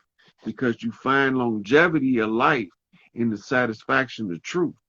Because the satisfaction of truth comes with the satisfaction of proof. And the proof is in the pudding. And the pudding is a banana pudding. And monkeys love bananas. But the banana is the oldest GMO because it was made from plantains. And the plantains is something else that the gorillas just love that shit. It's monkey food. And to feed a monkey, you got to feed a motherfucking vegetation. Because monkeys is vegetarians. But some of us still operate on our mammalian function. That means that we got some carnivore in us too. Right? But then you have what you call lesser monkeys, your old world monkeys. And them motherfuckers is cannibalistic than a motherfucker. They not just carnivorous, they cannibalistic. But we trying to get past the cannibal, right? So they called us werewolves because we wore wolves. And we called them vampires because they suck blood. They still sucking the blood off the baby's penises in the synagogue talking about circumcision. Cutting off half of his pecker so he can't satisfy the woman right because he done been deformed at an early age. In the name of a goddamn God that tells you to chop off a significant portion of penile tissue. If God didn't think it was needed, she wouldn't have never put that motherfucker there. Right? Now they got it so bad, they ain't just doing that shit to the boys. They call it genital mutilation of the females and removing the labia because they don't want her to have no sexual gratification. What kind of animal is that? Well, that ain't us because we understand one thing different from them. When these women receive their orgasms, that means that the men doing their job. That means it's a man at work. And he digging in them things and he making that motherfucker raise her frequency vibration because we understand that sex energy and spirit energy are motherfucking twin energies. One is silver, the other one is gold. Right? But when you can put them together, now you got platinum. Right? I'm just saying.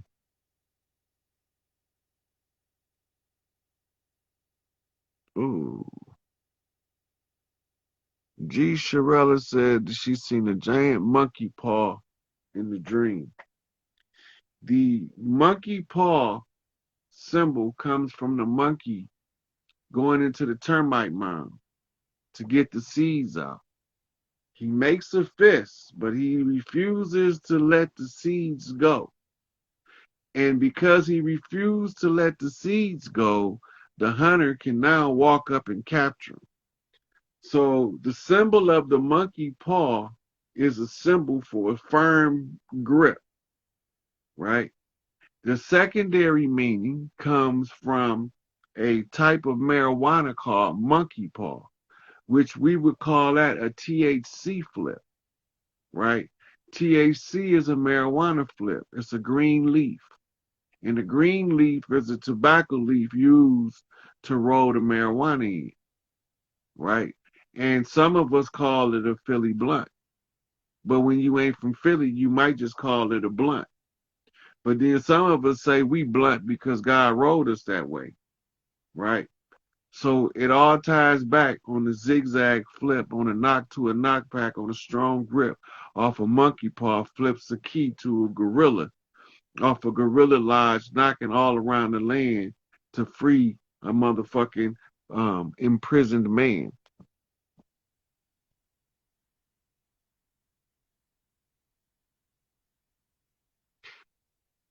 Ocean Freeman already told you, when they release from their body, they won't be coming back here because they can't be released from their body here to keep them from coming back here, right?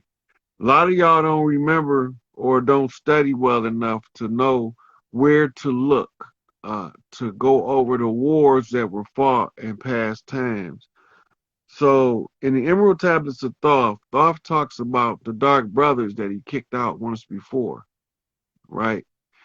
And in the Vimana Sutras, it talks about the Great War between the factions of gods. There was a family conflict. It also in the story of the Olympians versus the Titans, right? The Olympians was the ones came from the sky. The Titans was the ones organic to the ground. You got to remember this shit. When you go back over the story, it's going to mean a whole lot different.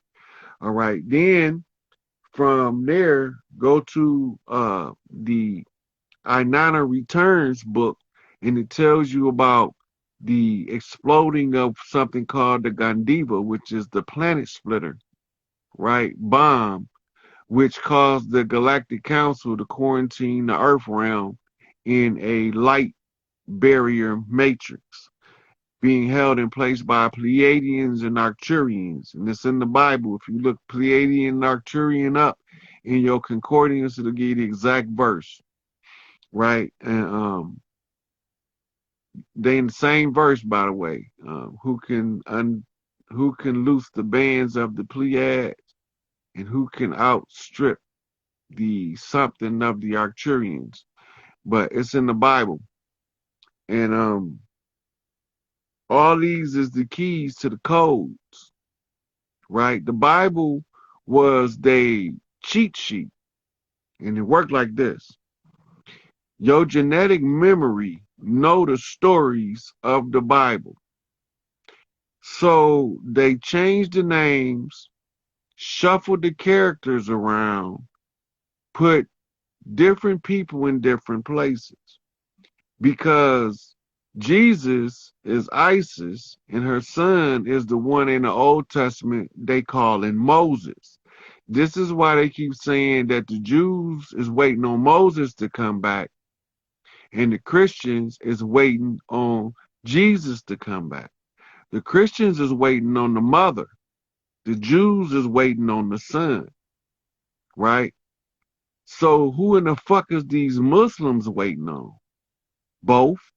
Because Allah that they waiting on has been gender switched and became Allah in the assassination of the gods, the dirtying of the God's name campaign. So Allah had a Tehillim, or a statuette in the Kaaba, along with 360 others. Some people say 99 plus Allah make one. But it was 360. That's why you circumambulate the Kaaba, because you have to make a complete ambulation 7 times for the 7 sisters, for the bands of the Pleiades. And then you have to honor the 360 degrees and each one of the deities to a degree, right? And if you honor each one of the deities to agree, you ain't got to take sides with that motherfucker. You don't have to motherfucking agree. but you got to acknowledge what you see at each one of your 360 degrees of deity research. Once you identify the devil is the enemy. So when you know who the 360 is, they are what you call star systems. And all of the 360 fit into what you call your 10 deacons. Your 10 deacons is 10 toes down in your zodiac house. Your zodiac house is 12 motherfucking houses. But they never count number 13 because they say it's a bad luck number because it's the direct center.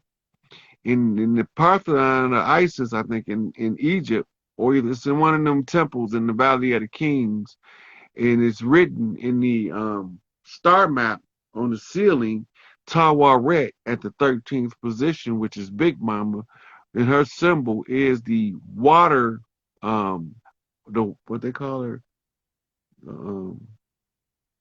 the water heifer, which is a water cow, and the water cow in the Nile Valley is known as the hippopotamus, right? Hippopotamus translates as water horse, and the land continent is in the shape of a horse's head, right? And the Nile Valley is strategically put at what we would call the pineal gland, the brainstem of the horse, right? So now we talking about executing a horse, because when they execute a horse, it's in the slaughterhouse, and they use a nail gun and shoot him right in that spot behind his head that represents the killing of the Egyptian gods, because they make you bound yourself into a bonding when they make you say amen. Amen mean tell your God self to remain hidden because it ain't safe to show yourself until somebody come along and say, stop saying amen and say Aten, because Aten makes the God known. Amen makes the God unknown. So to call forth the God within, you have to call forth the Aten. And that's why the A tone had to come from the Aten in order for us to be at one. That's what Farrakhan was talking about. So the A tone is the atonement of the reconciliation of priests, knowing the difference in the priest that's determined to keep you in bondage versus those who seek your liberation, right? All skin folk ain't kinfolk. Everybody that look like us ain't us. Everybody that don't look like us don't mean they ain't us, right? Because we gonna march in the way of the righteous. We're not gonna march in the way of the wicked. So they tell us that we need to hate somebody for how they look, but disregard how the motherfucker that look like you is fucking up your whole entire life in the name of Jesus. Fuck your Jesus. I want ISIS. Fuck your Jesus. Give me ISIS. Give me the queen of heaven and earth, that rebellious woman you call Mary. Give me her. While you trying to change her son, trying to make him look like a little sissy boy. Right? So the Troy is the Spartans. And Troy is a city in Michigan, and Michigan has Spartans, but we also got Wolverines, right?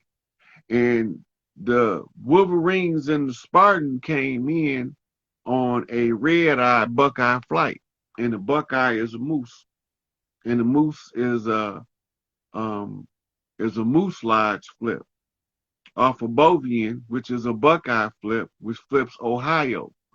And Ohio sits next to Indiana. And Indiana is where they set the pace with the Pacers, right? Unless you know what Reggie Miller said, this must be Miller time to relax, right? That was the commercial used to say. And from Cleveland, we moved to LA with King James. That's the Bible flip. So King James moved from a pace to the city of angels, right? On the lakes. And that's the Lady of the Lakes. And the Lady of the Lakes is the three sisters. But the Lady of the Stars is seven sisters. So when you got three sisters, you got a Motherland, Blue Lodge, two-ball cane flip. When you got a seven sisters, You got a stellar flip off the sky to match the ground. So the 7 in the sky and the 3 on the ground mean flip this shit and turn it around, because 7 and 3 is 10, and you got to be 10 toes down unless you 10 fingers up, side down. That's a handstand on a cartwheel. And the cartwheel flips a cartwright, and the cartwright was in the Western. And the Western is a Chuck Connors flip, a rifleman, right? On a Wild Wild West knock off a Big Tukey, a Crooked Man. And the Crooked Man is a Skywalker. And Ashley Skywalker is in Atlanta. And Atlanta is where my sister Robin at, because she be robbing the hood in order to pay the poor by stealing from the rich. But she don't even know it yet, right? Because she been too busy getting chased by the sheriff of Nottingham. He always nodding his motherfucking head, eating on some goddamn ham, looking like a side of beef. We call him Porky the Pig. And we know that Porky the Pig is the police, right? And we know that the police was a singing group that made a song called Down Under, right? But the police also was the group that Sting came from, and Sting represents a Scorpio because he put you in the Scorpion death lock. But we talking about the rock star, not the wrestler. But unless you're doing a dual flip. So now you're going to be rocking and wrestling, right? That sounds like a sex act to me, right? Like fucking and sucking. Same shit, different day. All these things change is the angles, perspective. But the position is the same. Missionary. Send in the motherfucking priest first. Hit him at the missionary position, the good old regular way. Right? You send in the priest. Once the priest get them all caught up in the euphoria of the moment, then you send in the soldiers. Right? That means attack them when they dig in what you're saying. Right? So they telling us the story about fornicating under the knowledge of the king, right? Or under the king's consent. And that's how they get fucked. And fuck mean to get franked. And frank is French. And frank in French means a stave, something to stab or poke with, right? So we gonna be frank unless we a hot dog. If we a hot dog, then we taking the grandstand. And the grandstand is American Bandstand. So off an American Bandstand, we stand up on a grandstand to raise a grand man. And the grand man is a great man. The great man is an old man, right? And the old man is Larry Hoover. He's 70 years old, right? And I'm the 7th seed, right? Of the 7th seed of the 7th seed. So to flip the 3 sevens, to flip the 4 sevens is a vice lord flip on the 77 high off a 77 low, right?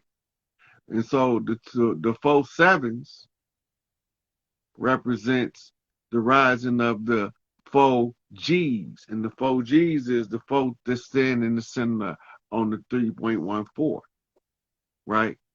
That's standing on 2 feet on pi. That's 7 on the left and 7 on the right, but they thought it was an L, right? So we call that getting footloose, getting jiggy with it while we jitting. I'm going to put you on the D, right? Just make sure y'all check in with Trick when y'all come this way.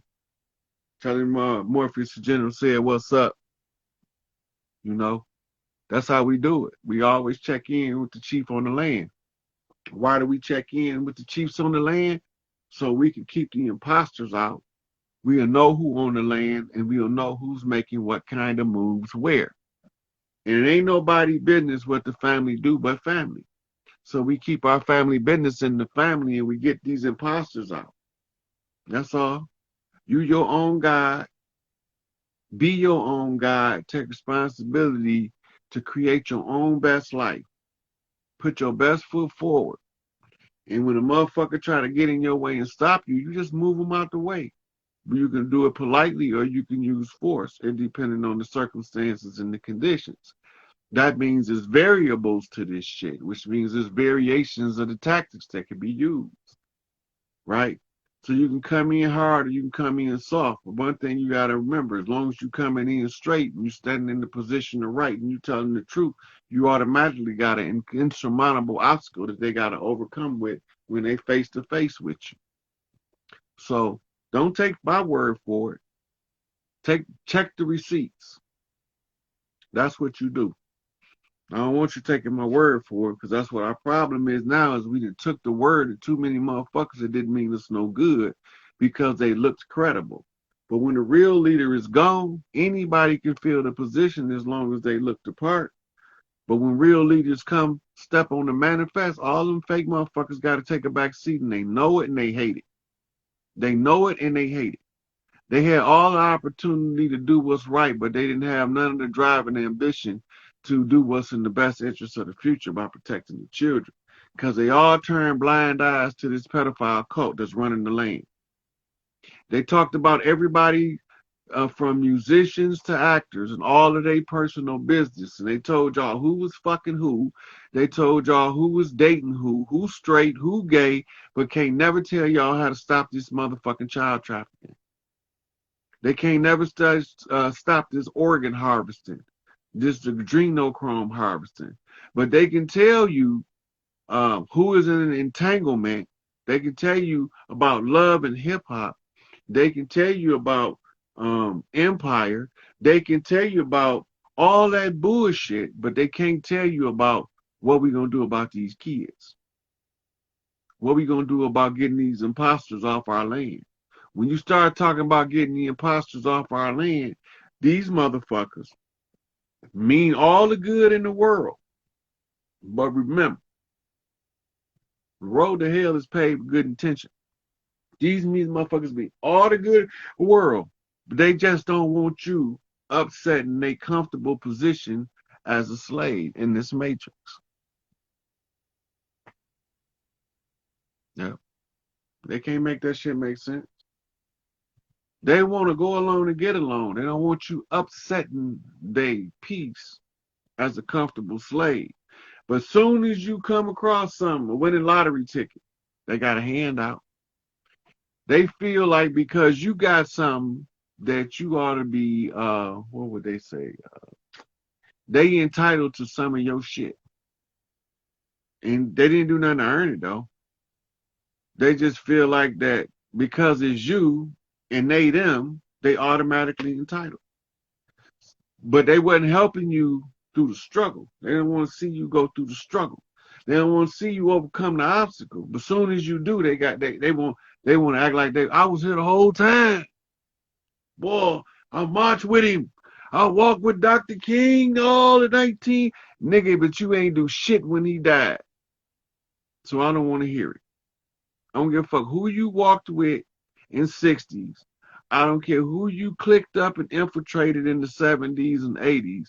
I don't care who you joined forces with in the 90s and early 2000s. In 2022, all you imposter motherfuckers can kick rocks. All you fake ass leaders that came to deceive us, we can see right through you like we got your ass under a motherfucking x-ray machine. We not falling for this bullshit no more. I'm not falling for it. And anybody in my voice reach that got any sensibilities on how to think for their own self, not gonna fall for it, right? You not gonna turn me against nobody that's doing they own shit in their own lane. Just because they not pushing what I'm pushing, free Larry Hoover, that don't give me the right to say they not doing what's right according to what they know. And if I don't have the right to do that to them, I'm not gonna do it to nobody else. But if I drag a motherfucker out, that's because they was dirty. They was an infiltrator. They was a fleecing the flock, misleading the people on purpose. That's the worst ones to me. The worst ones to me is the ones that do all of the science and then tell a goddamn lie to keep you oppressed, talking about your liberation. These motherfuckers study this shit so good that they can tell you exactly how to get a nationality card that's not going to keep your ass out of prison. Ask me how I know. Because all them niggas still going to prison. They didn't stop going to prison when they got nationality cards. They still talking about they was unfairly prosecuted. I agree. But as long as you're trying to get validated from an invalid system, they're going to invalidate any argument you come up with because they don't have shit to do with us. Right? So, I'm going to leave y'all with this. We have what you call great or grand tribes. These are the biggest tribes. And under these tribes, you have branches of other tribes.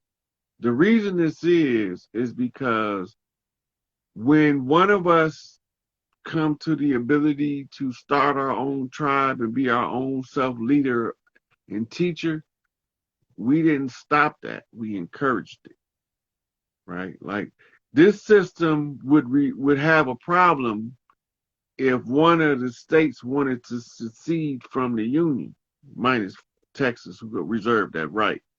But if one of the other states wanted to declare their independence from the fictitious corporation, they had a system in place of invasion in order to bring them back under the banner of the corporation.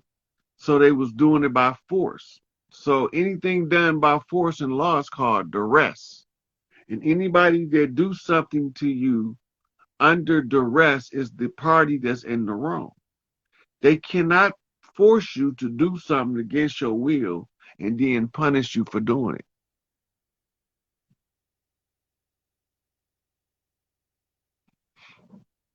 Yeah, so y'all know the MO. Y'all know how they operate. Go back and watch the beginning. Right? And y'all see who these motherfuckers is and how they do us. But they can't get past me. I'm the fucking conundrum they can't crack. I'm the oxymoron that they can't figure out. He the opposite of what? I'm educated, self-educated brother who know he ain't come on no ship. My mama used to get so mad if somebody called us African, and I didn't understand it as a child. But looking back in retrospect, it makes perfectly good sense now. Because we don't have a problem with the people of Africa. We have a problem with being misnamed or wrongfully named on purpose, misled into thinking that we somebody other than who we is. We not Moors. The name Moor is not, we haven't been being called Moor for 400 years. Go look it up. I don't have to. Go look it up. We wasn't called Moors before 1492 nowhere over here.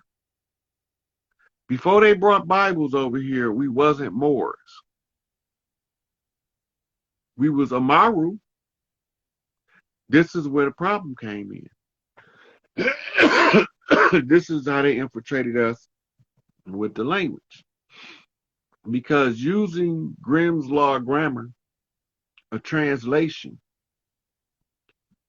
Moray, French for Moor, and Amoru, indigenous for us, were both translated into M-O-O-R by the dictionary writers to confuse us, Amaru, with thinking we were some shit called Moray. Moray are Blackamoor as Etruscans. They invaded Europe. They're not native nowhere on the planet. But they invaded Europe. They took over the Greek Empire from Helen. They put Alexander in power. And then they raised Rome. See, it was a process. When you take process out of the equation, you're not going to never figure it out. When you follow the conquests of the great generals, because they all doing the same thing, they trying to win the war for the Tudors, the conquistadors. Conquistadors, the conquistadors are the two doors of conquest. If you put it in the translator to tell you, two-door conquest is conquistador. It tell you that in the translator in Spanish. That's what it means. There ain't no way around it. That's who the fuck they is. They came with Columbus. We came before Columbus. We was here so long, we was already here when we got here. We organic to this bitch. We rise up from the soil like baby kids. We don't die, we multiply. We come back in droves and droves until we overrun all of your shit. And pretty soon, you get to see the fruits of the labor. We long suffering. That means we don't gotta like it. We don't always gotta agree with it. But we gonna do what it takes for the family. It's just family business, it's not personal. Right? And the only time I take it personal is when somebody attacked the family.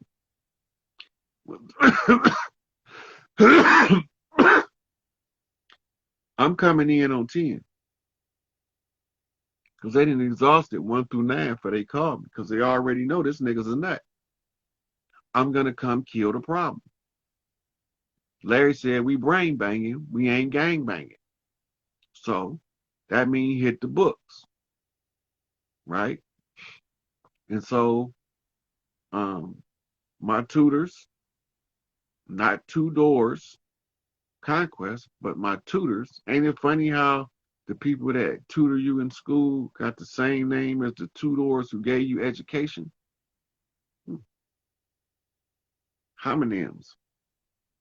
The tutor in school is the same motherfuckers that gave you the education. Your conquistadors, your Catholic priest, chasing gestos Christos niños. Pinche loco way, bandejo. Fuck them motherfuckers. They can kiss our ass collectively or individually. It really don't matter to me. I'd rather kick theirs while they kiss y'all's, and that would give me more satisfaction than them kissing mine. Because I don't want nobody kissing my ass because I ain't no ass kisser. But for the people that they fucked over, they need to kiss y'all ass. And they need to do it while I'm kicking them in theirs. That's just how I feel about it. I don't got to be right. But I can tell you what, I'm standing in that position of right because I'm telling the truth. Right? So sometimes you got to punch a motherfucker in the face to do what's right. Y'all got to get out of that old love and light shit. This shit was born out of darkness and chaos, motherfucking turmoil and unrest. But before we can move, we got to move as a unit. If we can't fuck around and figure out how to move as a unit, we can't figure out what we got to do to get free. It's real simple. Stop supporting the enemy and support your own. Elijah Muhammad said, go to your own and be yourself. That's what he said. Right? So the Pan-African movement, once we realized in the islands, primarily Jamaica and Haiti, and to some degree Cuba, but when we realized that they was telling us we came from Africa, somebody went over to Africa to find out if it was true, right? And he flipped a Pan-Africanist. And 2 people we trace back, the origin of modern Pan-Africanism traced back to 2 people. W.E.B. Du Bois, Red Lodge, and to Marcus Mosiah Garvey, Blue Lodge, right? But that's not the original Pan-Africanism, the James Delaney Pan-Africanism, right? Because that was the Liberia movement. The purpose of the Liberia movement was to transplant us from over here into Africa so that they can later come with genetic testing and show that we belong over there. They took them motherfuckers from over here. It was called the Liberia movement, the Back to Africa program. And that's why Marcus Garvey came with a Back to Africa program, to make y'all look at the Liberia movement so y'all can see that they trying to get you off your land. That's a cyclone flip off the third eye and the crown chakra, right? So when you look back and you read the speech, And he's like, they can't beat us at this shit that they doing to us if we are aware of what they doing. They can't beat us. We unfuckwittable with this shit if we know the game that's being played. As long as they keep us barred from institutions of discovery, we got to get it off the dirt. So what our elders do, they put it in the dirt in the public domain. They let it be known openly and publicly by mock fighting one another. The mock fight was to slip messages to us in this era to break free from what was done in their era, right? So Marcus Garvey, till they poisoning, never gave up the fight. He just tried to find a different angle. So he went to fight from London because they wouldn't let him back in the States. They didn't want Garvey in the States because they say he was upsetting the sensibility of the good Negroes of the land. And guys like Marcus Garvey should not be tolerated, because if the guys like Marcus Garvey continue to stir up the sheeple, then these sheeple may realize they really no sheep at all, but they the goats, greatest of all time, as soon as they realize it. And then guys like Marcus Garvey becomes a marked man. What they mean by marked man? Matthew, Mark, Luke, and John. A marked man, right, in the science, is the man with a specific signal, sign.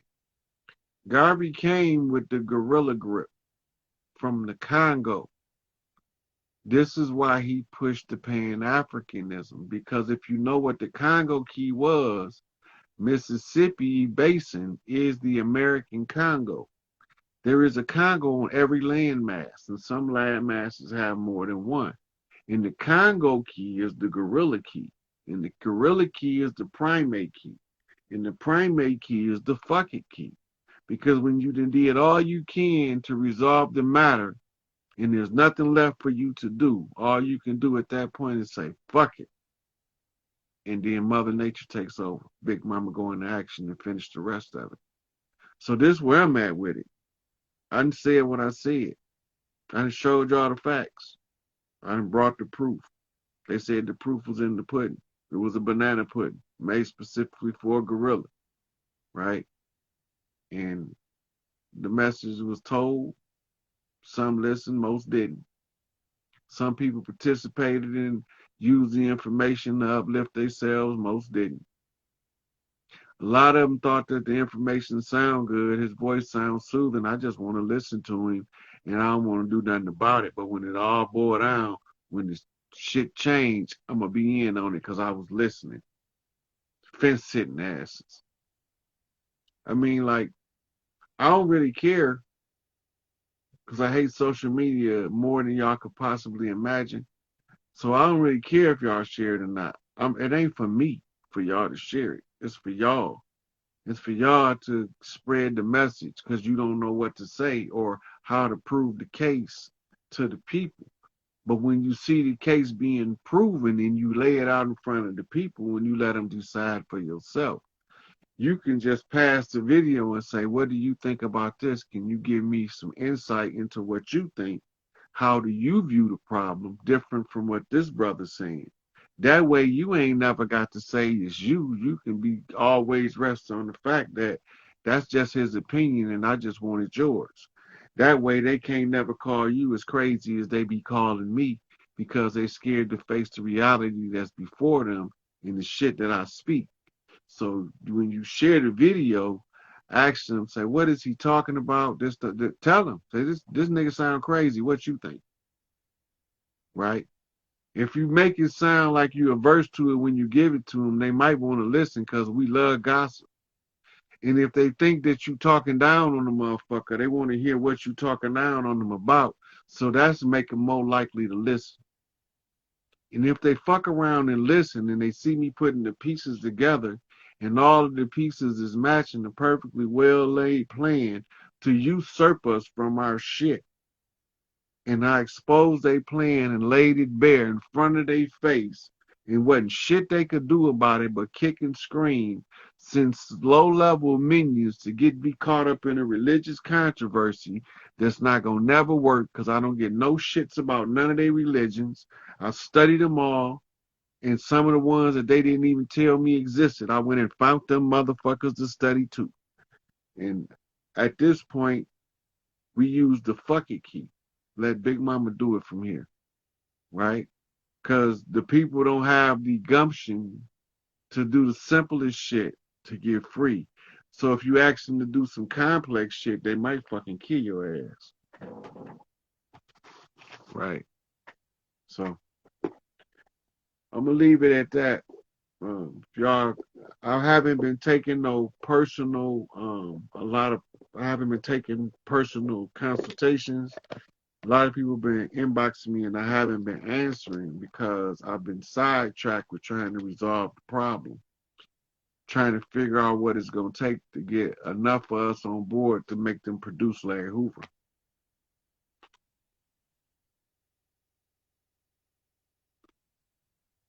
So I figure I'll go overthink for a couple more weeks until I figure it out. That ought to piss a few people off.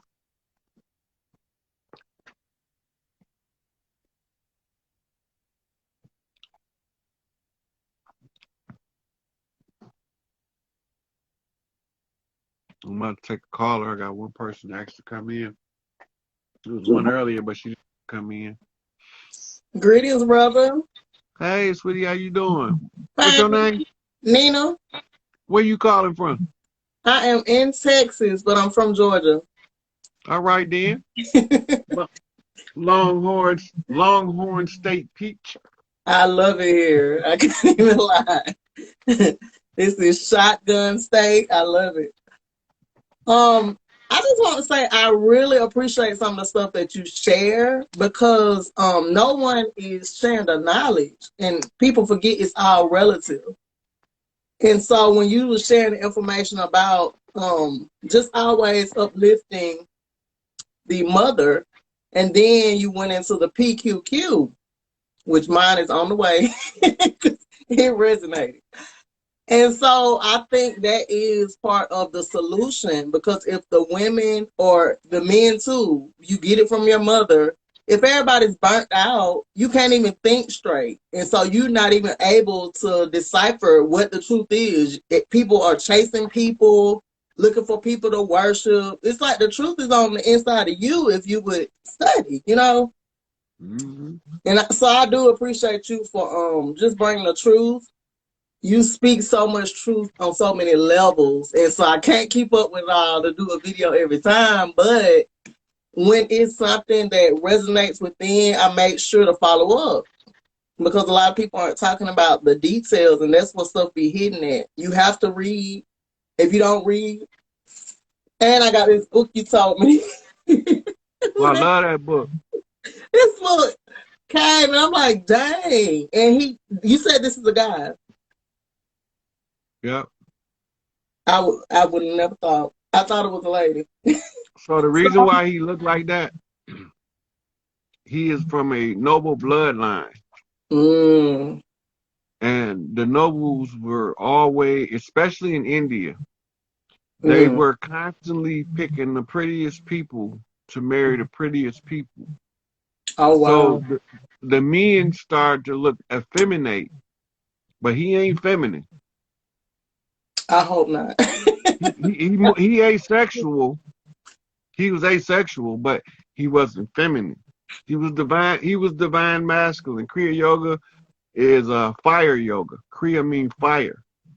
And that's fire yoga. Fire yoga is awakening in the divine Shakti energy, which is the Kali Ma raging sister. You gotta have a certain amount of self-control to deal with that energy, or else you'll be, especially a man that download that energy will fuck you up creatively. That's that Mars energy too. Yeah. I'm gonna get into it. I'm gonna save it for my book club. It's gonna be starting in February, and then I'll get somebody else to help me read it. But I'm looking forward to it because you That's said one of my favorite books. I really. couldn't put it down. Yeah. Hey, look, I read a couple of the pages. I'm like, yeah, I'm gonna have to read this from beginning to end. And then they even got pictures. Mm-hmm. That's called a piece of work. Right. That's one of my favorite. I like his writing style. His grasp of the English language dumbfounded me. Really? And English isn't his first language. That's why it dumbfounded me. So it's not his first language? Nope. Wow. His first language is Hindi. Oh. But he speaks English. He write English so well. Yeah. I'm looking forward to. I ordered one of the other books that you told us to get, and so I'm gonna tackle them. Hopefully it'll unlock some stuff. But I know the fire energy that you're talking about. If you study the old Aramaic, it says that the Ra, is the element of fire, and so that makes a lot of sense that he's talking about that energy as well. But they're talking about the soul's fire. Mm-hmm. The inner burning, the inner burning that causes the internal. That's mitochondrial all day long. It is. They masculinize it in order to steal the glory of the divine feminine. And that's what I thought it was, masculine energy. So it's not. Oh, Shakti. Wow. It's Shakti, divine feminine.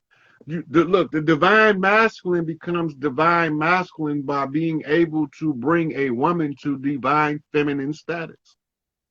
Because in order for him to do that, she gonna turn on his mitochondria. He gonna go crazy because it doesn't make sense what he's going through.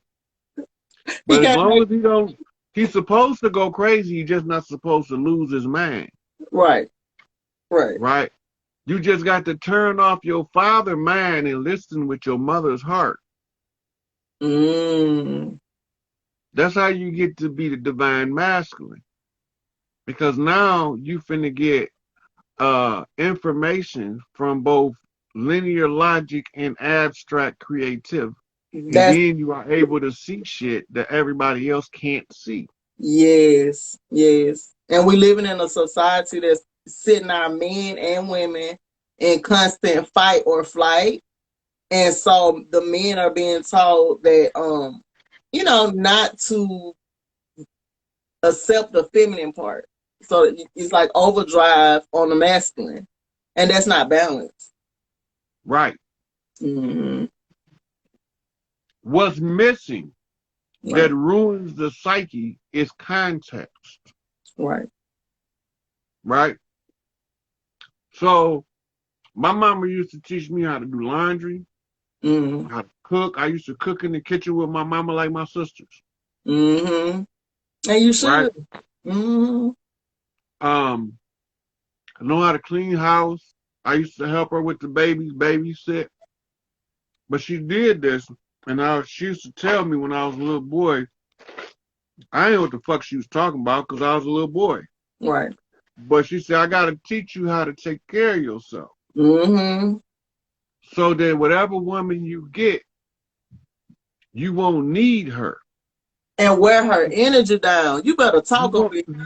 Right. You won't need her to take care of you. Right. You'll know how to take care of yourself. Right. So I had got to the point where I do my own. I've been doing my own laundry my whole life. Good. I never put my laundry off on a chick that I'm with. If I'm hungry, I'm not gonna wait on her to get up and cook. I'm gonna go in there and start fixing something to eat. Please. Right. So if I come over to, let's say I'm dating you, I come over to your house and you got kids and you gotta go cook. The fuck I look like sitting there watching the football game when I can be in there spending some time with my old lady while she cooking for these kids. Right, and rubbing up against her booty in the kitchen. You better all that, and having good conversation. You know what I'm saying? right, I don't like football that much anyway. right, I can like hear it good enough from the kitchen while it's playing in the living room. right, right, But I get to spend some time, some quality time, because while she over there cooking, I'm washing dishes. right. Lightening Right? the load, and Because yeah. my mama said if you're going to be in the way, ain't no sense in you being in the room. Mm-hmm. So the only way I know how to not be in the way is to contribute something to the occasion. Right, right, I might not always know what to contribute, and I might have to ask, can I help? right. But that's my life script. And that's awesome because that's rare. Okay, Look, it's rare. the biggest heartbreak I ever had in my life, I asked my father, can I help? He was bringing the groceries in. The last thing left was the watermelon. Mm-hmm. I might have been 5, 6 years old. He said, ain't nothing left in there but the watermelon. Boy, how mad you helping, but ain't nothing left. I said, I can get the watermelon, Dad. Oh, He said, I don't know, boy, that watermelon look kind of big. You might not be able to carry it. I said, I can carry it, Dad. I just want to help. He said, okay, get the watermelon. I halfway to the front porch and dropped that motherfucking watermelon. I cried like somebody poured hot grease on my ass. right. Hey. Oh, it hurt your feelings. Hurt my feelings so bad because I wanted to help so bad. Now then, fuck the watermelon up. And look, you looking at it on the ground like, damn. Damn. And, you know, as I grew older, when I stopped asking people to let me help because I got tired of being turned down so much. Mm-hmm. This work I'm doing now, this not an organization that we call a black organization that I didn't reach out to and ask if they wanted some help resolving or solving the problems in our community, and they act like I was a butt fucking idiot. Mm-hmm. Like you I were.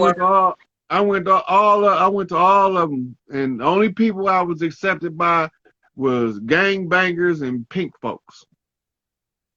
Like you weren't qualified enough. I wasn't qualified. Look, I wasn't qualified enough. I was an ex-con with a murder conviction, so therefore I can't never be nothing. Nothing else after they bring you to that. Mm-hmm. So look, I went and followed in my father's footsteps and got me a GM job. I was working at General Motors. Oh really? Yeah. I told them some bitches to kiss my motherfucking ass when I realized what was going on. Soon as I understood the problem, 2018, I walked out that motherfucker and ain't been back. So what were they doing? Okay, you speak on it. They was doing all kind of shit.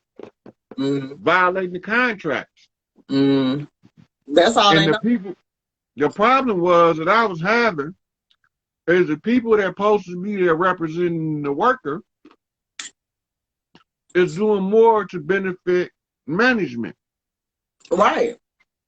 And it's causing the worker to take repeated loss after repeated loss after repeated loss. A real pyramid scheme. That's what it is. It's worse than that. It's not a pyramid scheme, it's a kind game. Right. Right? Now, the highest levels of UAW is called an international. International or national sometimes is what they call it, depending on who's talking. But they the ones who put together our negotiating committee. They put together who? The negotiating committee for the contract. All right. Then when the contract get ready to expire, they go in and they supposed to say, based on these facts, this is what we need you to do for the worker. They wasn't doing that. They was going down there to negotiate contract, asking the corporation, what do you want to give them? Mm-hmm. Give them what they asked for. And so were they keeping most of the money just lacing the pockets of the people in the offices?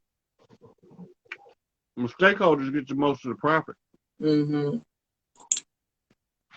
Until one of the stakeholders become an undercover boss and find out what the problem is and decide to fix it. So they did fix it. Not yet. So how long were you working with GM?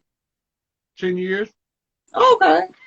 Yeah, I tried to get on with Kia when they built the new plant in Georgia. Right now, one of my coworkers got a whole campaign called "Fuck a Job." Okay. I'm part of that. Okay. Yeah. I think right now we're supposed to be investing our time and energy into our creativity. And like you said, supporting one another. That is an addiction of ours. It's like if we would spend the billions that we spend with these corporations with each other, everything else would straighten up because we'll have the finances to do so. And we don't even have a central place of business. You have all these chiefs. Everybody want to be a chief, but no progress is being made. And it's because they're just profiting off of the so-called consciousness, you know. And it's just one of those things. Mm-hmm. And it's the conscious community that's the problem now. Yes. Yes, absolutely. Absolutely. They diet woke. And it's crazy. It's like a popularity contest. And that's why I just really, if I relate to you, then I do. You said it was. We love dressing up for shit. That's what we do. Mm-hmm. And that's what it is. Popularity. Now, but this is the problem now. We don't even dress up for shit now. We walk around with our asses hanging out talking about we ain't gay. Advertising like a full-fledged flaming homosexual. Yeah, the skinny jeans did it for me. I'm like, I don't, and no offense to the skinny jean wearers, I'm just from a certain generation. I don't like a grown man in tight pants and I'm wearing my pants tight. It's just not. You know what? I'm going to tell you this. I'm going to tell you what God love. That's the unequivocal truth. I had a problem with skinny jeans, so I look back on some of my teenage pictures. And then you had on them big pants. I shut the fuck up. No. But before, so we went through phases. Mm-hmm. In the 70s, they wore skin tight from the waist to the knee, and then it flared out into a bell bottom. Mm-hmm. I remember. Right. Now, them motherfuckers was tight. They were. They was just as tight as any skinny jeans. That's true. That's true. Then we went from there, we went to what we call straight legs. Mm-hmm. Straight legs became tapers. Tapers became skinny jeans. Really? Back then. They wasn't called skinny jeans back then. But they fitted, yeah. Go look at any B-boy picture from the early 80s. They still had on top. Look, he gonna have on a Max Julian and some tight ass jeans and some Adidas. I'm gonna go look too. I'm an 80s baby, so I don't have a problem. And I don't have a problem with skinny jeans. I got a problem with your belt being under your ass crack. So if the pants are up, you saying but most of the people I see with the skinny jeans, they can't even pull the pants over their butt. And so that how is working against us. I'm like, listen. No. And then look, you gotta remember too, in the 90s, men wore biker shorts. Yeah. That was a big thing. That's true. Skinny jeans came. Only thing worse with skinny jeans worse than biker shorts is your ass hanging over your belt. Okay. All of it. Yeah, I don't I look back at the old pictures of like Tulsa, all the states and cities that were flourishing and it was just us. I think one thing that set us back was wanting integration. That it just made no sense. You So begging. that was a well orchestrated plan. Mm, That's when they had our leadership so deceived that they thought the system was legitimate. right. And So one, because they believed that the system was legitimate, we not gonna be here in this system and ain't gonna get no benefits from it, motherfucker. yeah. But they was marching for civil rights. But the Right. problem with that is they wasn't watching the long game either. Right.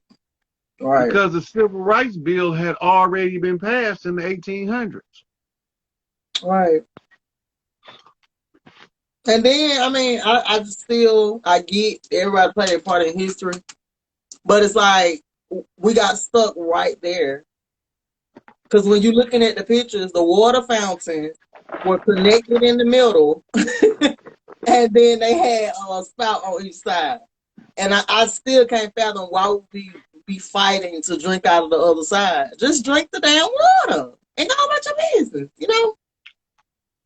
And so, Look, all I love, I was born at the right time.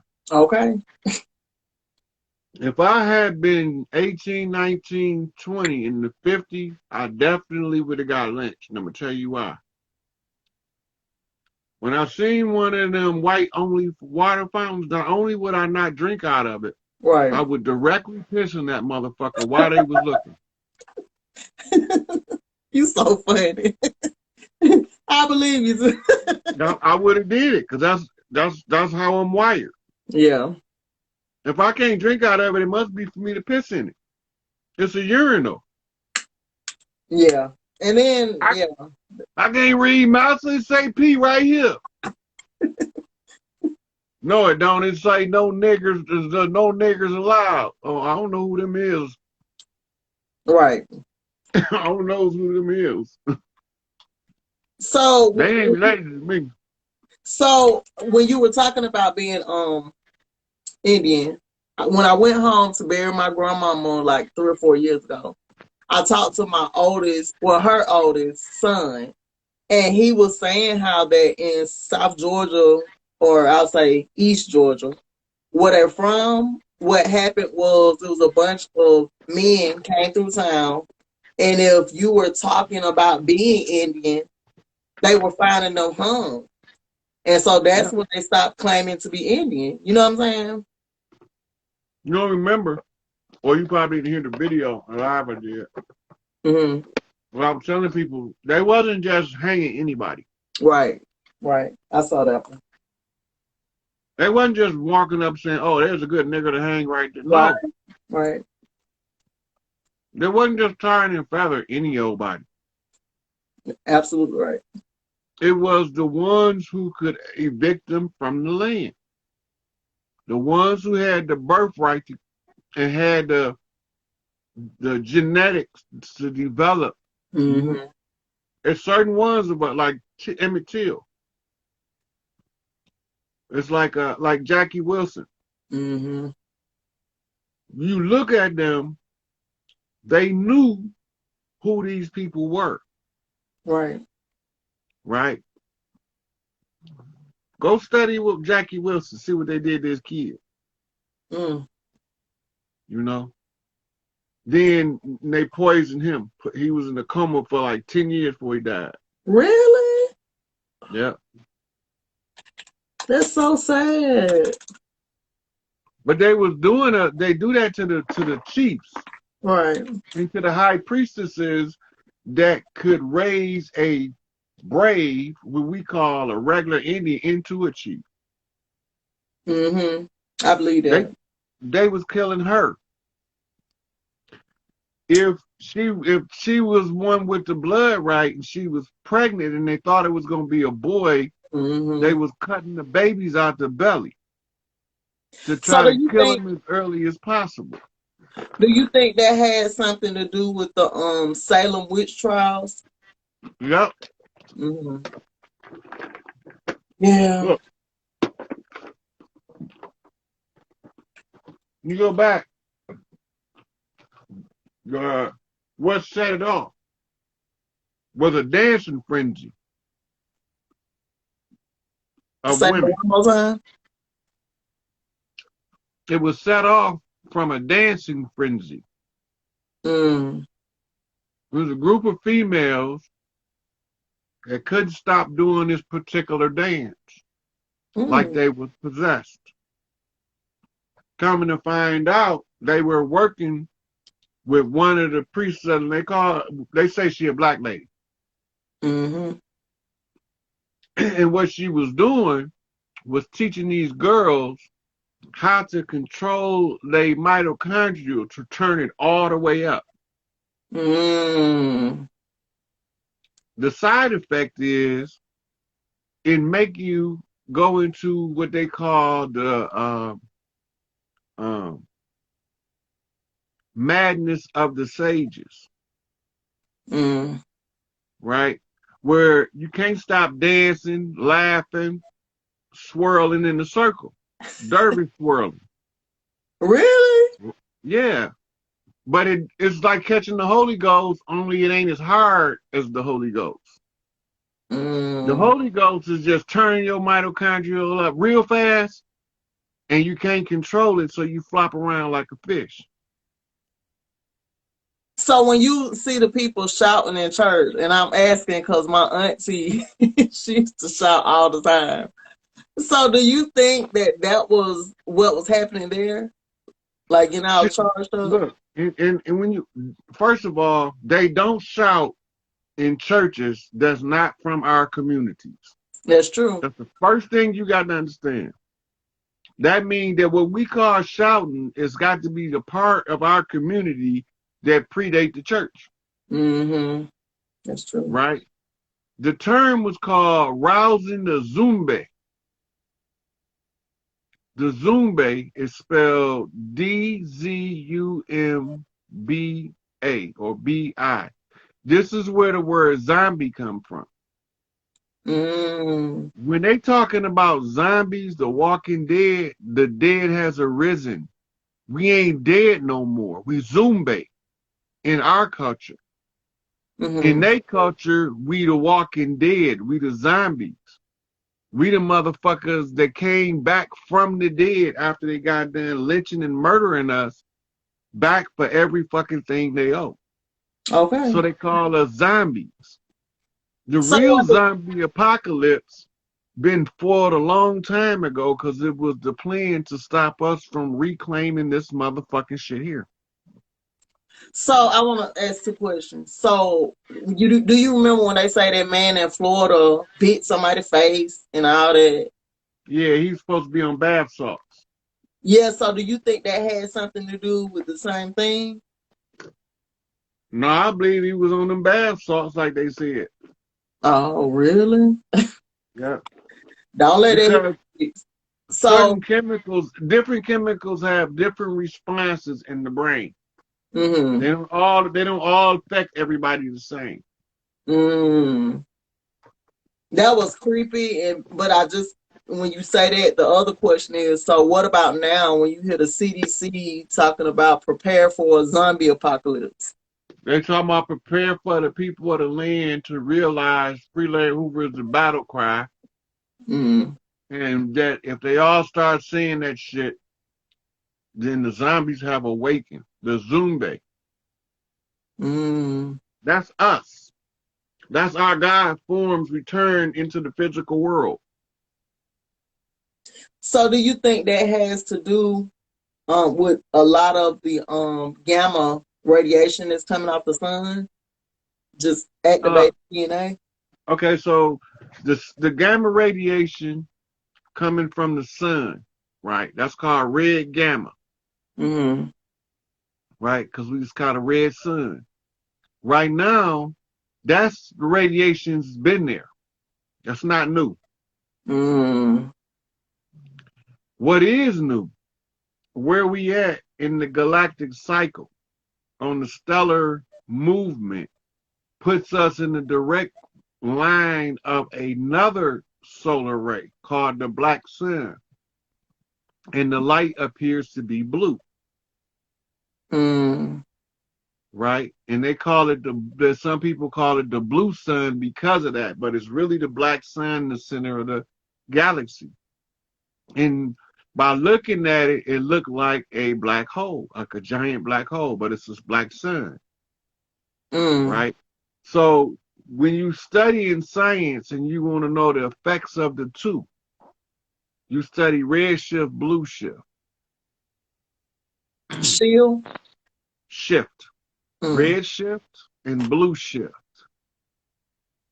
Right? One is the consistent rate in which items expand from each other. And then the other one is the measure of the rate in which they come back together. It's the pushing and the pull, but really it's the effect and the side effect. So the incoming rays of the black sun, it raises the vibrational frequency of the crystals of your DNA. This requires this is why I say if the men they do their self-work, they're gonna be fucked up. I believe that. This requires you to be able to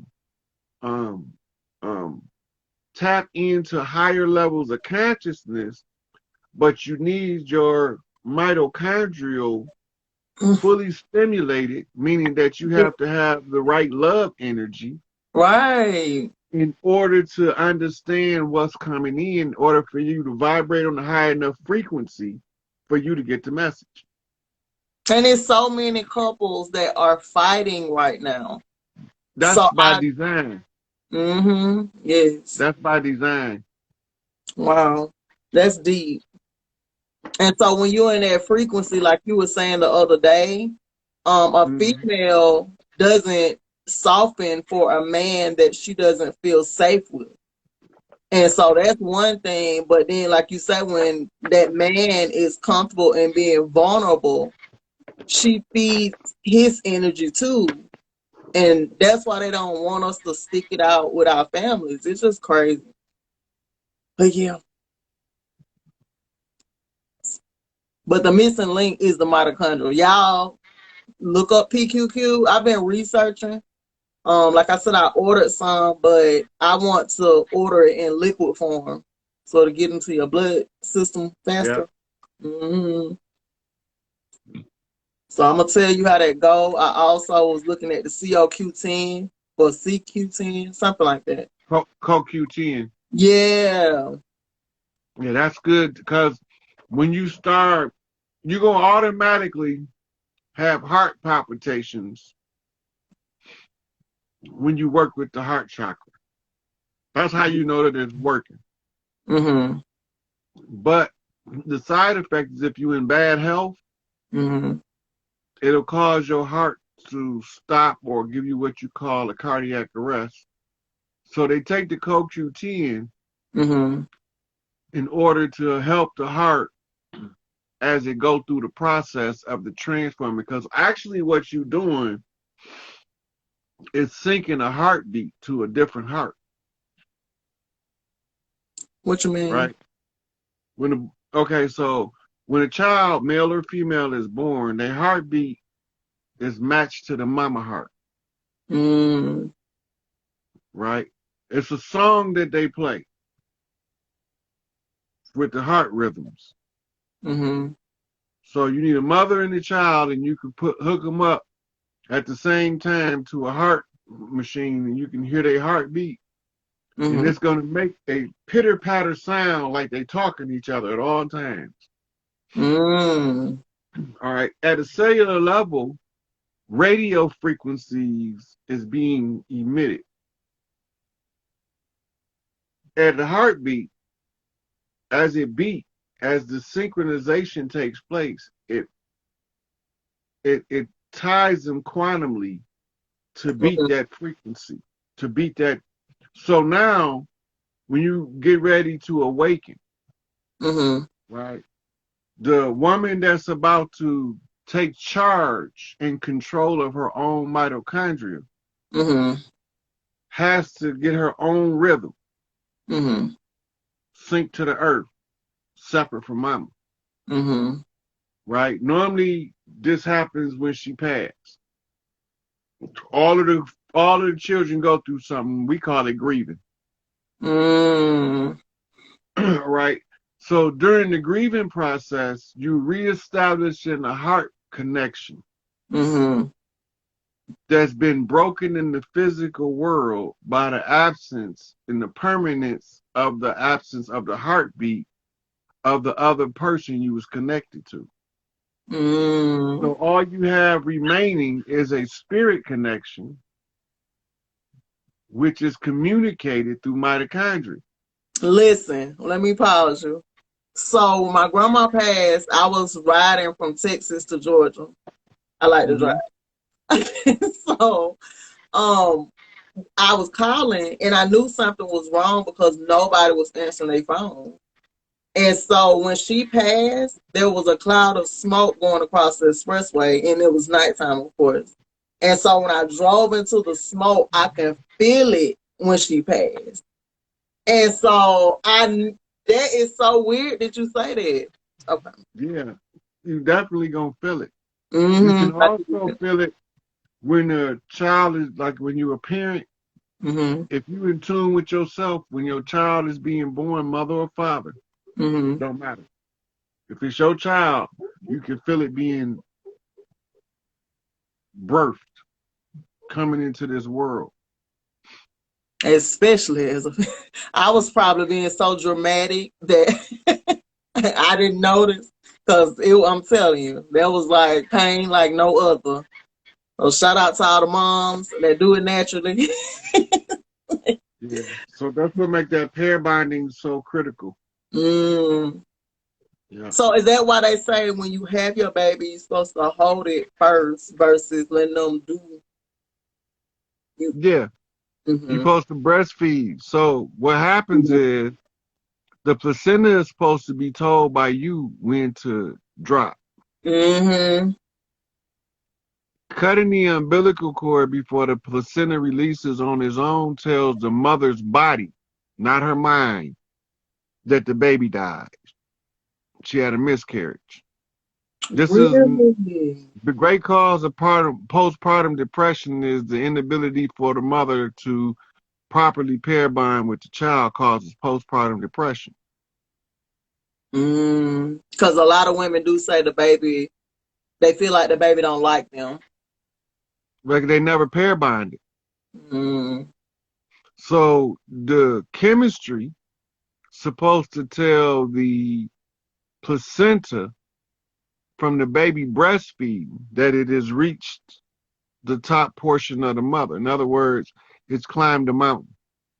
The mountain just so happened to be a breast. Right.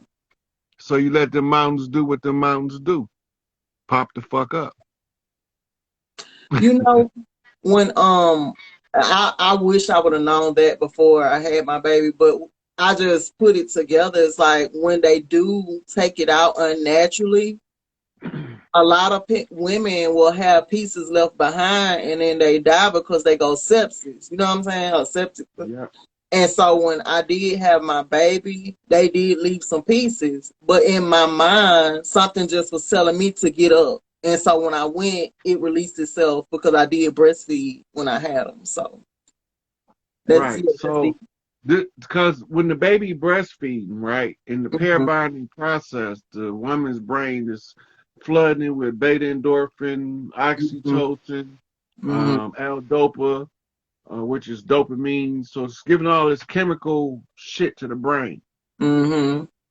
Right. But this time the mother is feeding the baby latched on to the teat. The teat, the areola, stimulates the release of oxytocin, which causes uterine contraction. Right.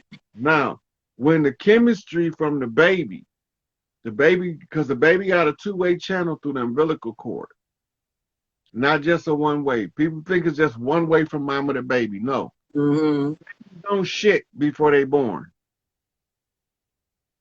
All they go back through the tube. Really? Babies don't shit before they born. Where you gonna put it at? Oh, I thought it was released into the bag. Honestly. Babies don't shit before they born. Wow. And you said it. What does it do? What's the process? You said it goes back. Right, back through the umbilical cord. The baby's waste is carried through the umbilical cord into the mother's digestive system. Wow. I didn't know Right. that. Yep. So now watch what happened with the baby and the mother pair bonding process. Okay, now when the baby send waste product through the umbilical cord from the breast milk, Mm-hmm. it got a chemical that's been converted from the milk Mm-hmm. that tells the mother you have successfully breastfed your child. And that in turn makes the placenta release. Right now, right.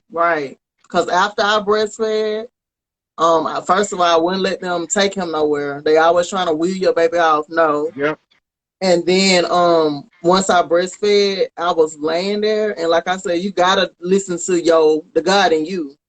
It just kept saying, get up. And so I got up, and the nurse was like, you got up on your own? I'm like, yeah. Like, why wouldn't I be able to get up?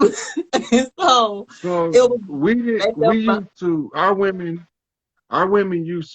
to work in the fields, give birth, and go right back to work. Right. Because we understood the science of birthing children better than we do now with more modern science behind it. Modern science has turned childbirth into a critical, life-threatening event.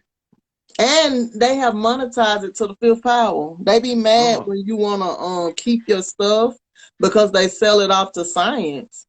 Yeah. And so they selling off your baby's circumcised skin, and they grow it like 10 football fields, and they use it on burn patients. So everything that's coming off your baby at that point, they're making like buku money. It's crazy. Well, that don't surprise me because nothing in our culture, nothing used to go to waste. That's true. That's true. Like some of our people have what they call an air burial. That's when you let the buzzards eat the body. Or burning. Okay. Some people burned it. Yeah. Right. That's a burial by fire. Some people wanted to be pushed out to sea, burial by sea. They still spread ashes out on the water to commemorate it. Right? But they giving us our burials on the land. You know what? I think they do that because, first of all, and I'm a gardener. So the first problem is we done got so advanced that we don't realize that our waste gives back to the earth. So now the whole land is dehydrated because we putting our waste in a sewage system that they don't maintain. So this stuff coming out your faucet too. But other than all that, it's just like you said, it's the cycle of life, because anybody that does gardening knows that if you want really good fruits and vegetables, you're going to have to put manure in the dirt. You get what I'm saying? And so, yeah. That causes all kind of chemical activity to take place in the conversion phase. Absolutely. And yeah, they rather us use a synthetic pesticide and synthetic fertilizers than to use organic. And it reprograms your DNA. It's really dangerous. But they've been working on your DNA. Listen, the human is a robot. The human is what you call a nanobot. It's made out of nanoparticles. The nanoparticles just so happen to be called DNA. Mm-hmm. If you study epigenetics, you'll realize that you know what, that's what I'm going to deal with tomorrow. We're going to do some epigenetics next time. Please do. Epigenetics is out cold. That's some fascinating shit. Right? It sounds fascinating. What's your sign? Scorpio. Okay. I thought you were a Sag because Sag is the teacher. But yeah, Scorpio deals with a lot of ancestral energy and also dark energy. I love it. Yeah. We like the detectives of the zodiac. Mm-hmm. We like to figure shit out how it works. Right. The depths. Scorpio is the depths, and it's also on death and rebirth. Yeah. I'm about to get ready to cut this one, so I'm about ready to go to bed now. Okay. All right. Well, thank you for having me on here. The invitation is still open to my YouTube channel. I just wanted to finally introduce myself. Okay, just set it up and let me know when to be there. Okay. And I appreciate you. We all appreciate you. All right, thank you, sweetie. Have a good night. Yep, you too. Let me check these questions before I go.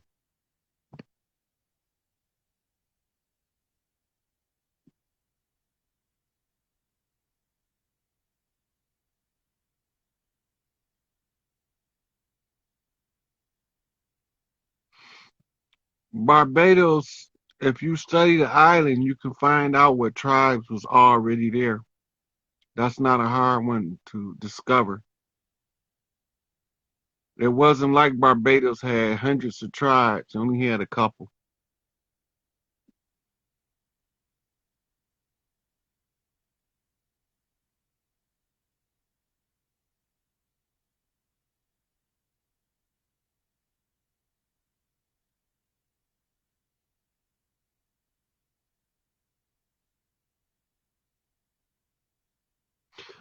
Now, either Juju say I keep seeing 1222. Does that mean anything? It means a lot, but what do it mean to you?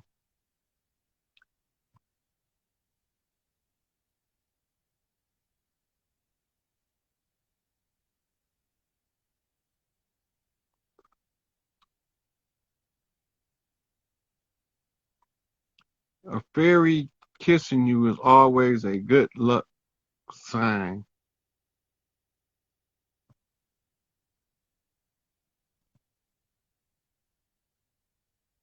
Okay. All right, people, that's it for me. Time to wrap it up. I'll be back on here. I'm looking to doing one on epigenetics next. So I'll catch y'all later.